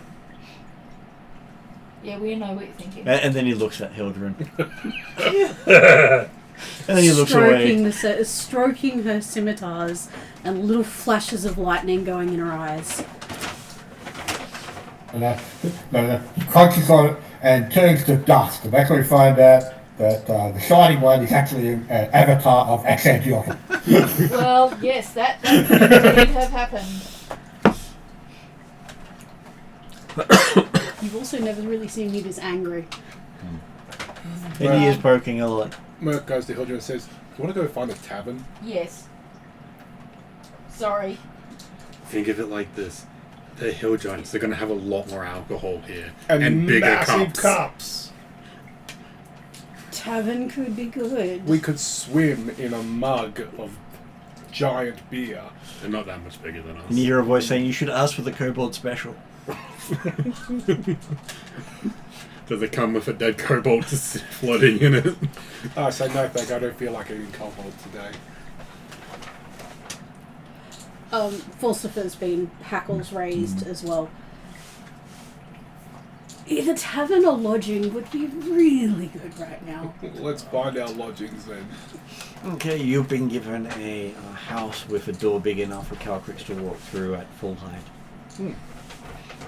And what looks like a set of drawers in the place is actually housing for you guys. That's right. So we're stacked on top of each other. Okay. I call top bunk. I think that's a wise call. I can walk up walls, whatever. Would you be adverse to Magnificent Mansion tonight? I could use some space. You know what? I'm not adverse to it, and there's an entire fighting pit there for you to exercise your rage. That might be useful. I presume it won't be an insult to the matron if we put up a magic mansion. It wouldn't, you don't think? Awesome. I just Plus, wanna- if it was, it wouldn't work. That's true. And we're not looking to start any fights in her land. I don't think Hildren would be able to sleep with the kobolds around like that. And having the presence they have in this place. Well, when we get to that point, let's use Magic Mansion and get you violent in the right way. So how do you make it appear this time? Will the magic mansion appear in the house that's made for Calculus size? Mm-hmm. Oh, well then, there you go. Nobody even needs to really be aware you've got a house in a house. Yeah, but Well, house I section. mean, the mansion doesn't appear in the world anyway. Only the doorway. Like, the hill giant, the matron will know. Oh yeah, no, they Of can't. course, but- no, I but- expect that. When she the will. Magic Mansion appears, there's all the It's mercs just the as doorway. per normal. But then there are some mercs wearing the masks of kobolds. And they're standing there with weapons that are old and battered. And they're like, "Are you ready to fight?" Hildren grins, grabs one, and starts dragging him to the fighting pit. Thank you! Well, that isn't it 4? So you can do 3 attacks with 1 and 1 bonus action. But whatever. Well, at this point, she could pick up one and beat the others with that one. Yeah. Okay. I only have... Do I have an additional attack as a ranger? I think I'm I do. not sure. You should maybe have 2 attacks. I'm not sure if you have 3 because you are multi-class. But I've got the dual wield, so I think I've got 2 with one scimitar and 1 with my offhand. But the scimitar of speed is an additional one. But Mhm. whatever. I don't It have is. that one. Always good to have a okay. faster sword. But yes, I can do a lot of damage. Like I said, there's lots of sound of fighting coming from the pit. And screaming, and rage. And a couple of claps of thunder and lightning. Very, very frightened. Scaramouche. Okay, unless anyone's doing anything particular overnight, it will pass rather quickly. Calgariff will spend as much time renewing contacts and friendships with people that she's gotten to know over the I think it's, how long has it been since she was last here? Probably about 2 years, I think. Yeah, so she'll definitely be doing the rounds, reminding people Well, who she actually, is. I think it would be about a year because Hildren was there at the end. offering people. Weren't you? No. No, this is Fridays. It would be Morrigan, And I wasn't there for and that. she wasn't. Yeah. I wasn't the elf you were talking about. No, that was a Winged elf. winged elf. Calbrix would have, Morrigan would have no issue with anybody here. Is that the missing cousin between dragon and elves, a winged elf? It's more of a feathered wings. Okay. It was a race that I was considering at I one mean, point. Cedar says for feathered Staker. wings. Though they are all about no emotion. Vulcans. Merc would use some of the night to write to the guild to establish the trade routes into this city. Okay, so when morning comes, you do find waiting outside the place you've been given the same group of kobolds. Merc will Looks say like morning. they're our official escort. Hope you've got it all out of your system. Hildren's a little disappointed in the matron.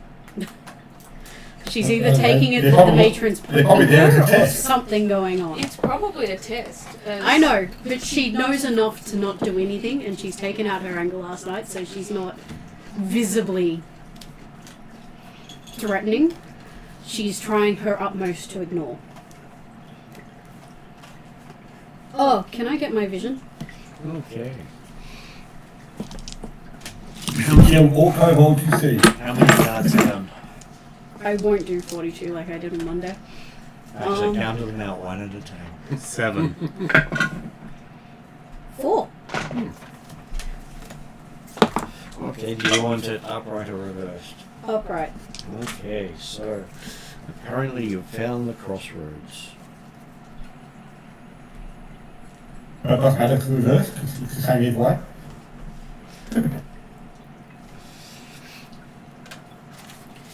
On Monday I was debating, and then Paul suggested 42 being hitchhikers. Life. And I'm like, yep, totally, let's go. Actually, I had someone questioning about that movie today. What was the question? I had a do not panic club working with your safety. Do not right. panic thing. And they said, what's that? I said, it's the same place where you can't forget your towel. Okay, so you do know that today you stand on a literal crossroad of intent. If you go one way, it will most likely be disastrous. But as crossroads, they might all be disastrous. It's just what point of disaster are you willing to accept? I got a 20 for my divination roll thing. 20. Nice. It's like a little bit weird sort of thing. It's like, like Calcriff is. And if you're curious, that is what the crossroads card looks like. Nice. Calfix will have also done her, finally, not being in Rapan back on a Wednesday night. So what power gives you that? My vision, it's a cleric power. Mine's a being an elf thing. Well, what about me? It's that's the archetype of elf. Oh, okay. So what archetype are you? I don't remember. The premonition archetype. I've been an elf longer than you've been alive. I also died. So he's also a elf Jesus. Except he You can doesn't probably walk on water. Mm-hmm. I can. There you go. We have 2 elf Jesus. Calcrix would like to do what? Moses, I think. Usually she does No, her I can't. Remember. gods. I can't part the sea. But she'll can't. Not yet. When she's independent of that, so she'll take the opportunity, the rare opportunity, to touch base with each of the gods that she talks to and negotiates with and does jobs for, and update them on all the bits and pieces. Okay. She'll also write in her Drazzle book, and she'll say, thank you for sending Bastian along. He seems to be a very almost exact copy role model of yourself when you were younger.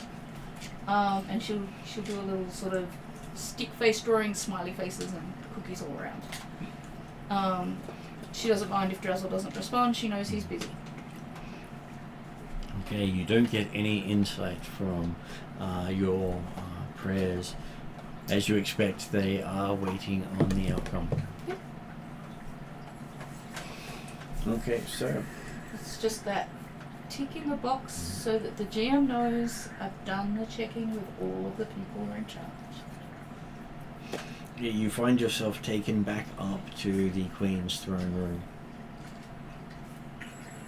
This time she's equipped in what you can only describe as a mix of gold and diamond armor. Gold and what? Diamond armor. Diamond armor. Okay, cool.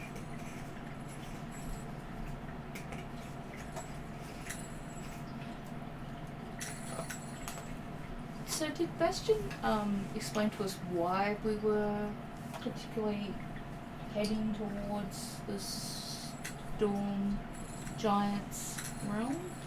Because if someone else was to get there first, Right. then, well, the matrons may be forced to go away. We want to make sure that the matrons stay in power and stay away. So basically, we're in search of the storm. And we might end up Storm King's crown. having a giant accompany us, which might be why she's in her armor. We have Elf Giant. Okay, so she does look at you and says she will grant you the boon to get you to the island of the Storm Giants. But what is it you are giving her in return? And that of the other matrons. I would like to consult with Bastion. Are we giving them back the pieces of themselves? He says that it is for you to decide. He is only here to record what you choose. He is not permitted to advise. Calbrooks will then turn to the rest of the group and say, hopefully the matron's happy for us to huddle. She is. Although she's probably privy to the conversation considering Cedar's and Trellan's And Got the Merc. belts on. and Merc's And she's got my name. stuffs. But having spoken to you guys about how she's ended up on this quest, for lack of a better word, to repair relationship with the giants and become genuine sort of allies, if not friends with them, that her discovery about the Storm Giant crown and how it's a piece of each of the matrons and can be used to put them to sleep. Her thoughts are that they should get the pieces of them back. Who wants to be missing a part of themselves and potentially have it put into somebody else's hands to control them? So she will advocate that what they can offer the matrons is giving them each back the part of themselves that was taken. I would Have that? I would say I don't know if that's something we can promise. Well, We don't know where it is or how to get it. It's something we can tell them that if we're able to succeed at that, Yep. then that would be our aim. We can't guarantee that we'll succeed at it, but That- we can certainly try. That would, to me, make sense. And I have no issues with giving them a piece of crown if we did find it. So I don't think I have anything else that would be considered payment for something like this. We have nothing else. Or that I would be Nothing that I can willing think of. to anything I can that I give can them think a of. broom would of be- flying. Yeah. I I don't know don't that a broom need- of flying's She gonna says she cut it. doesn't need a toothbrush. Oh. Do you consider I've got yourself a more knowledgeable short than sword of dark those warning. immortals who decided that the bread of the giant millennia ago needed to be stopped? I sympathise with the idea of losing a part of yourself and understand the desire to get it back. And I would much rather the giants be in charge of themselves than somebody controlling all the clans. For Cavrix, it's not a case of considering herself more knowledgeable. It's a case of when we were dealing with the primal titans, she went by instinct of doing what is right, and that worked out in the sense of we were able to restore Mystara to some kind of balance. And her instinct here is again, this is the right thing to do, whether that's an intuition given to her by the many gods that she deals with, or just by her mother and father or her nature. That's what she's going with. She's putting that forward to the group. If Dimitri is against it, has a different idea. No, he's not opposing it because, hey, he knows enough to know that, hey, the immortals do stuff up half the time, and hey, they were just mortal once anyway, so they really know. He's just making sure we're conscious of the repercussions of Yeah, possible right. repercussions. She's aware that There's a reason that the piece got taken away from them. There's a reason they got put to sleep. So, Bastian, is the thing we're looking to find to prevent to prevent the giants being forced against their will, the pieces of the Storm Giant's crown, the Storm King's crown? He says if it's ever assembled, the matrons will be removed from the world again.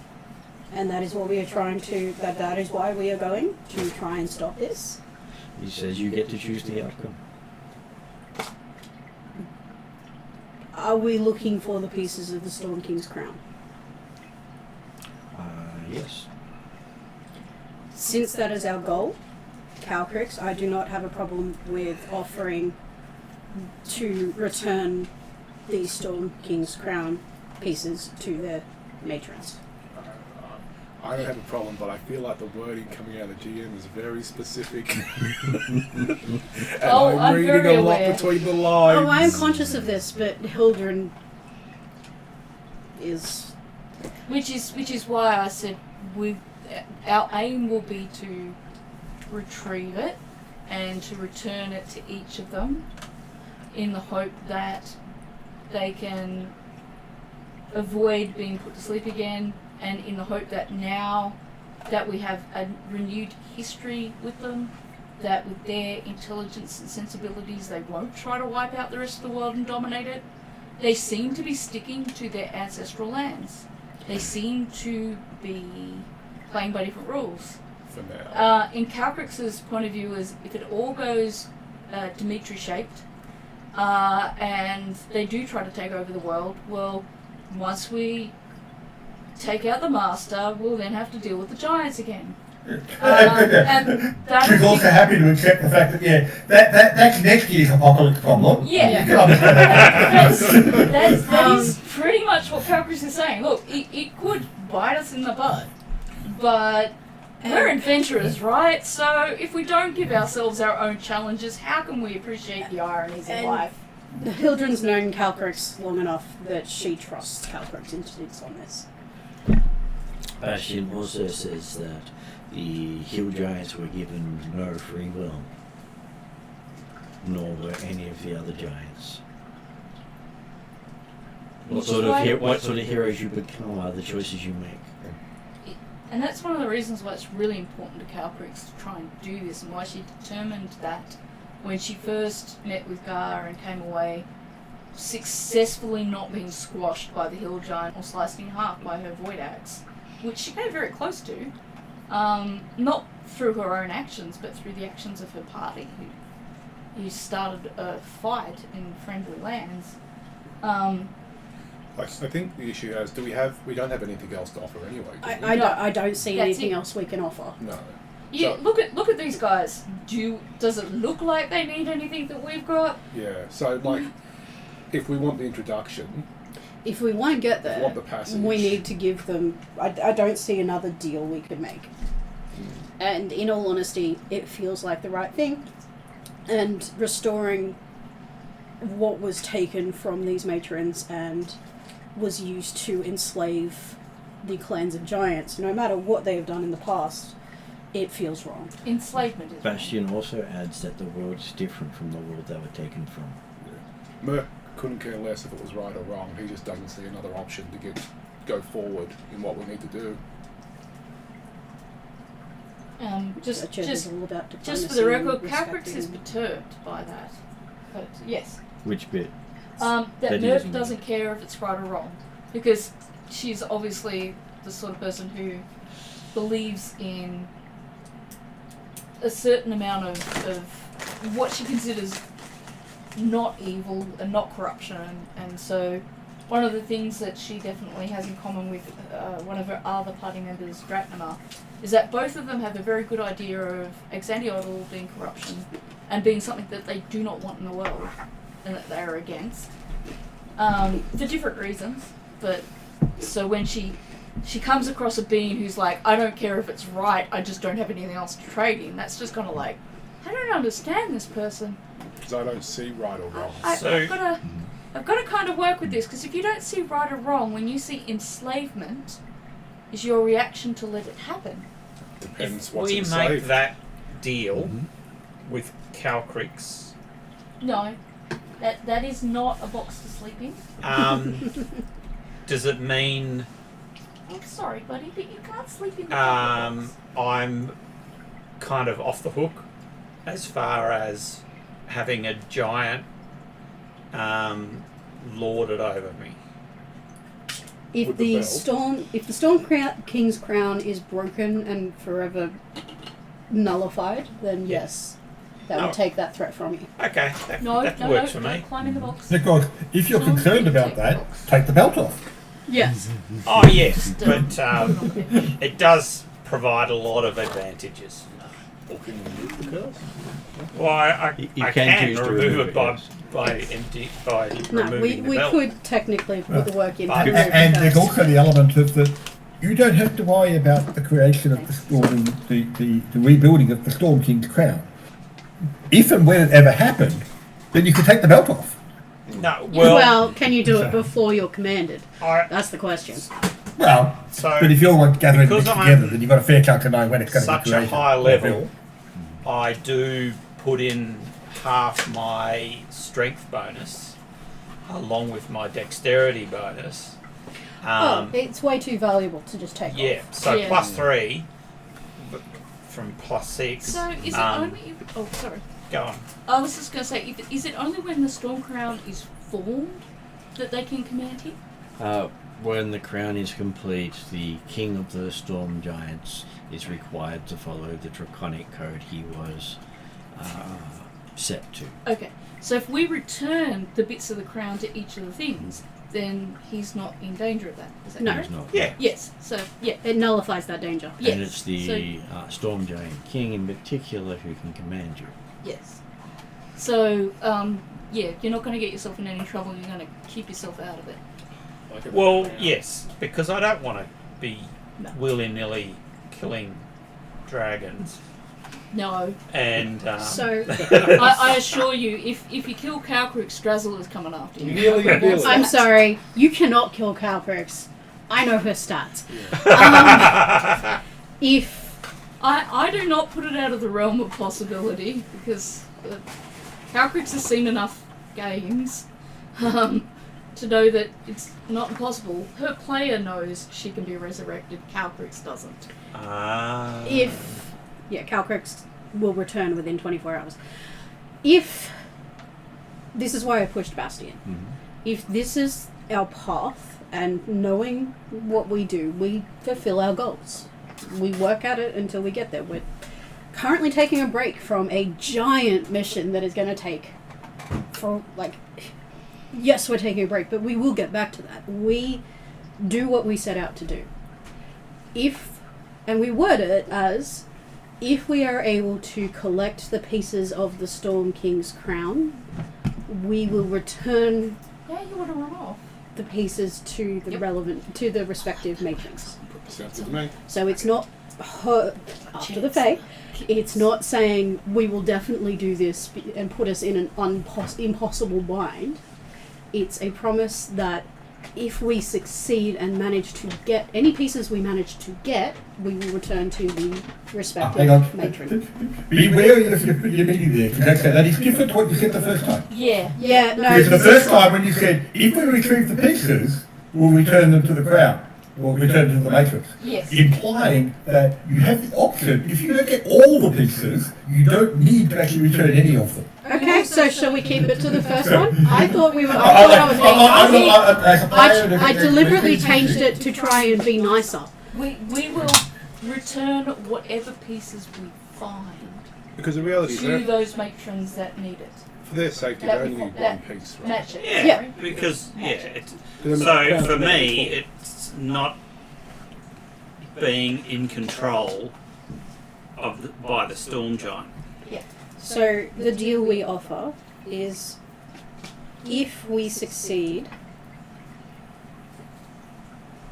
in gathering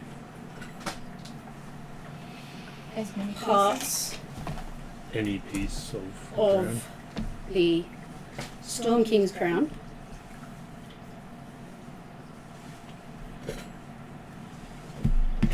we will return the piece or pieces to the relevant matron. Yeah, the matching matron. She modifies that to, if you return it to her, she will see it gets to the matron it belongs to. Well, she seems to be the lead matron. I would argue that, but I think all the matrons would argue that. She's just the one way here. Return it to her. and play a Um, talk. But basing off the power structure of giants, the storm one's probably the strongest one. Oh, so they're above. So, I don't know Your what giants are giants considered the That's lowest right. among the giant of the So three fire giants are in the middle. Yeah. Okay. So with you saying it that way, does But I that, suppose we're making. are we chancing that the hill giant might decide to keep all the parts That's of my the crown? concern. Unlikely because they can't use it. Right, okay. Only a male storm giant can use it. Okay. So right. our complexity will be is if we get to the storm giants and we find out that a male storm giant has a piece, and then we've got to try to get that. We only for need the one hill piece, giant. though. Yes. Technically, to break and stop this from happening, we only need one piece. Ideally, we'd get all, but we only need one piece. But if we can only find one Oh piece, look, then we've it's got good. Dimitri with us. Of course we'll get them all, right? Yeah. He's actually probably got them in his pocket right now. He probably does have at least one or two around. I'll have to ask his is it Sentinel? If they do reconstruct the crown, but it's missing a piece, would they just have control over all the giants except for the piece that's missing? Potentially. So if we get the hill giant one, we know that at least the hill giants can't be controlled. Yeah, this is what I'm saying. We want all of them, but technically, if we can get one, that's an advantage. Yeah. Okay. It makes it a lot harder and less powerful if there's bits missing. I hadn't thought about reforming it and controlling 4 of the 5 or whatever. I think it's 6 if we count swamp giants. 6 clans of giants? There are multiple kinds of giants. I was going to say there's hills, swamp, frost, fire, clouds, storm, stone. I think they're the main elf. Is there some sort of dark one? There probably is. So there's lots. But is it 6 matrons? Or 5 matrons? There are 5 matrons you have heard of. So we're talking, they're probably the aspects.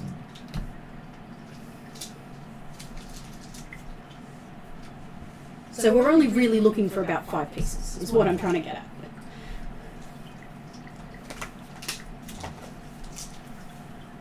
Looking for an unknown number of pieces is a little harder. So I think it's the deal we should make. yeah, that I feel like it's a reasonably safe bet. Yeah. And I don't think there's anything else we could possibly offer. No. It builds goodwill, and the Queen has offered to call her name if we come across hill giants under the influence. Yeah. So I think it all balances out in the end in terms of equilibrium of a fair deal. Oh, I would love treaties and like alliances with the giants. If I'm trying to set up a kingdom with where I am fighting off Big O, every alliance is a good thing. Okay, so you do get a message from the kobold saying that you will need the ability to breathe underwater. I have. I'm all good. I haven't got a lot of time. Infinite. I think I've got the spell water breathing, but I can hold my breath for however long I want.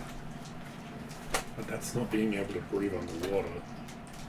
Are they able to give us any aid in that sense? I know Calcrix has water breathing. Yes, Calcrix does have water breathing. I think They I could do literally too. cast the ritual to give everyone water breathing. Okay, so I'm a I can do that fish. for I everyone. believe Dimitri has a amulet of adaptation. Am I correct there, Jeremy?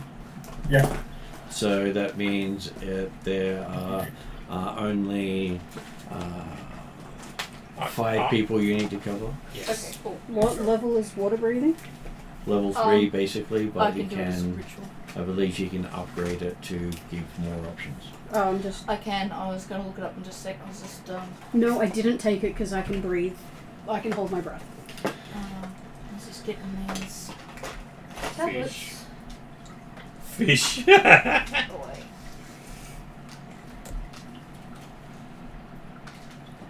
I think even with all my...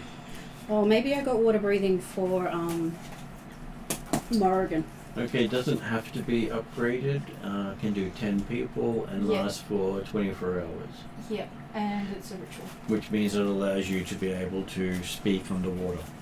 Yeah. Nice. Whereas you hold your breath, you're I not can't speaking speak. underwater. Yeah.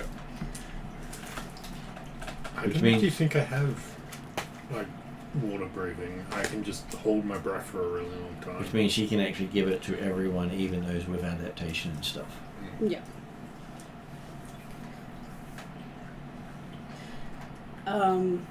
Just something to consider if we end up in combat underwater, there are some fairly heavy restrictions. Okay. Yeah. Things move slower, projectiles have like half the distance. Some spells just won't work. I am really hoping we're not going to battle giants underwater. So am I. And you hear the kobold say, well then just don't fight. Very good, because I do not intend to. I'm sure you'll squish either way. Probably. But yes, just be conscious that that is going to have a massively detrimental effect on our combat abilities. Okay, the matron says you will be transferring to the plane of water.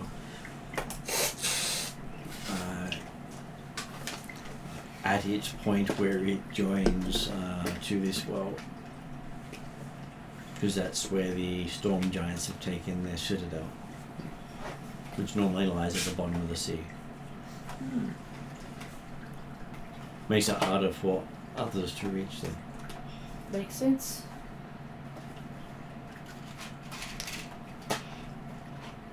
So she will create a opening between her standing stones that will take you to the heart of the storm giant citadel. She says they It's really cannot, keen to watch the ritual. they cannot deny entry to another matron. But she That's will not go good. with you. Of course.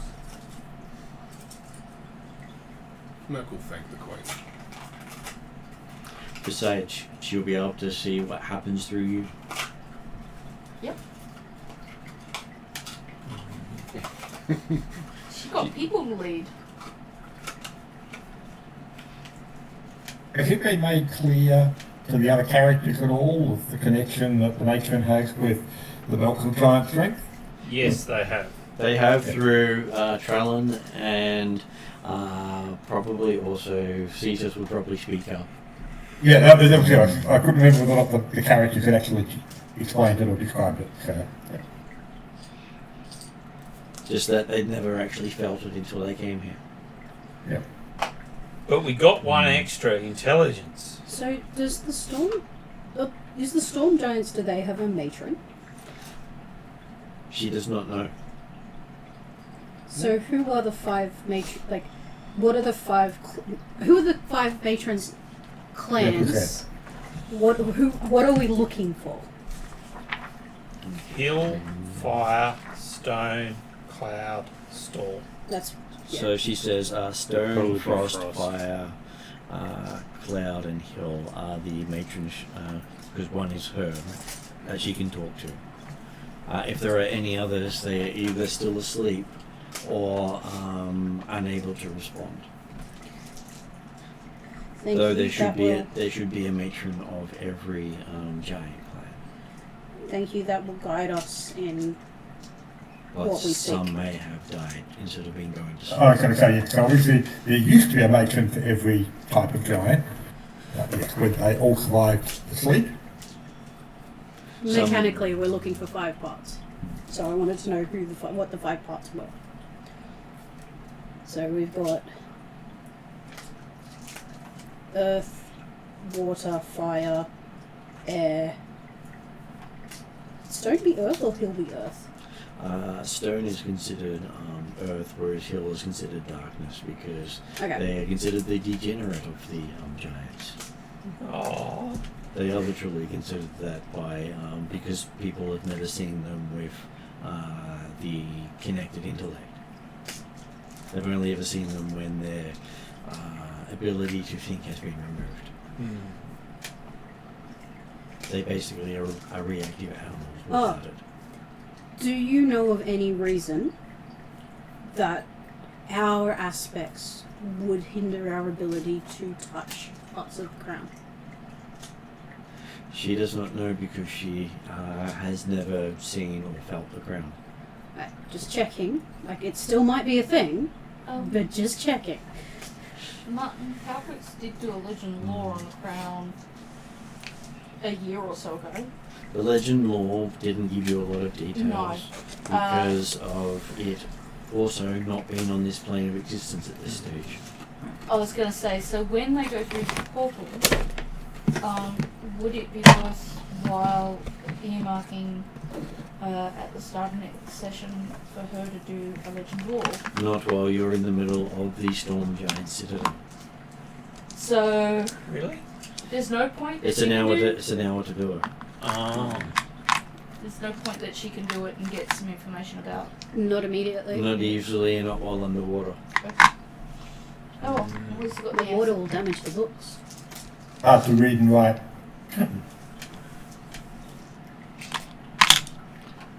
But as we are 10 to 11, that is a good point to end. So would anyone like to add something for you as you step through the portal? I would have done legend lore, but apparently not. I will just practice on breathing underwater. Is that right? Well, Do you want to cast it? I believe you're going to cast water breathing on the group. Yes, as a ritual. Because it's a 3rd level ritual, you can get everyone. And that's 15 hit points. I'm just putting it in the notes. Cool. I think I got the information I was after, which is I'm thinking about the gems of the Hollow Crown and that thing and why Seika cannot turn into her summer form, so I am conscious of that. Seika's summer form, Bray basically laughed in the face of Ixion and flipped him off when he tried to control her. Not 20 on a wisdom save. And now she hasn't been able to turn into her for over a year. Well, someone's holding a grudge. Yep. Well, Ixion is the biggest grudge holder out there. And Bray is my military form and would happily flip off a guard. who tried to control her.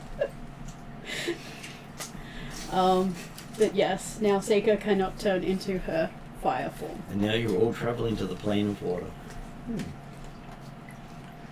Well, that's good. Mm. Because fire doesn't work with water. Yeah, you're gonna suffer. I remember the plane of fire. You're gonna suffer. Because you've got a fire sword, haven't you? Yeah, flame tongue. Both he and Dimitri are fire aspected.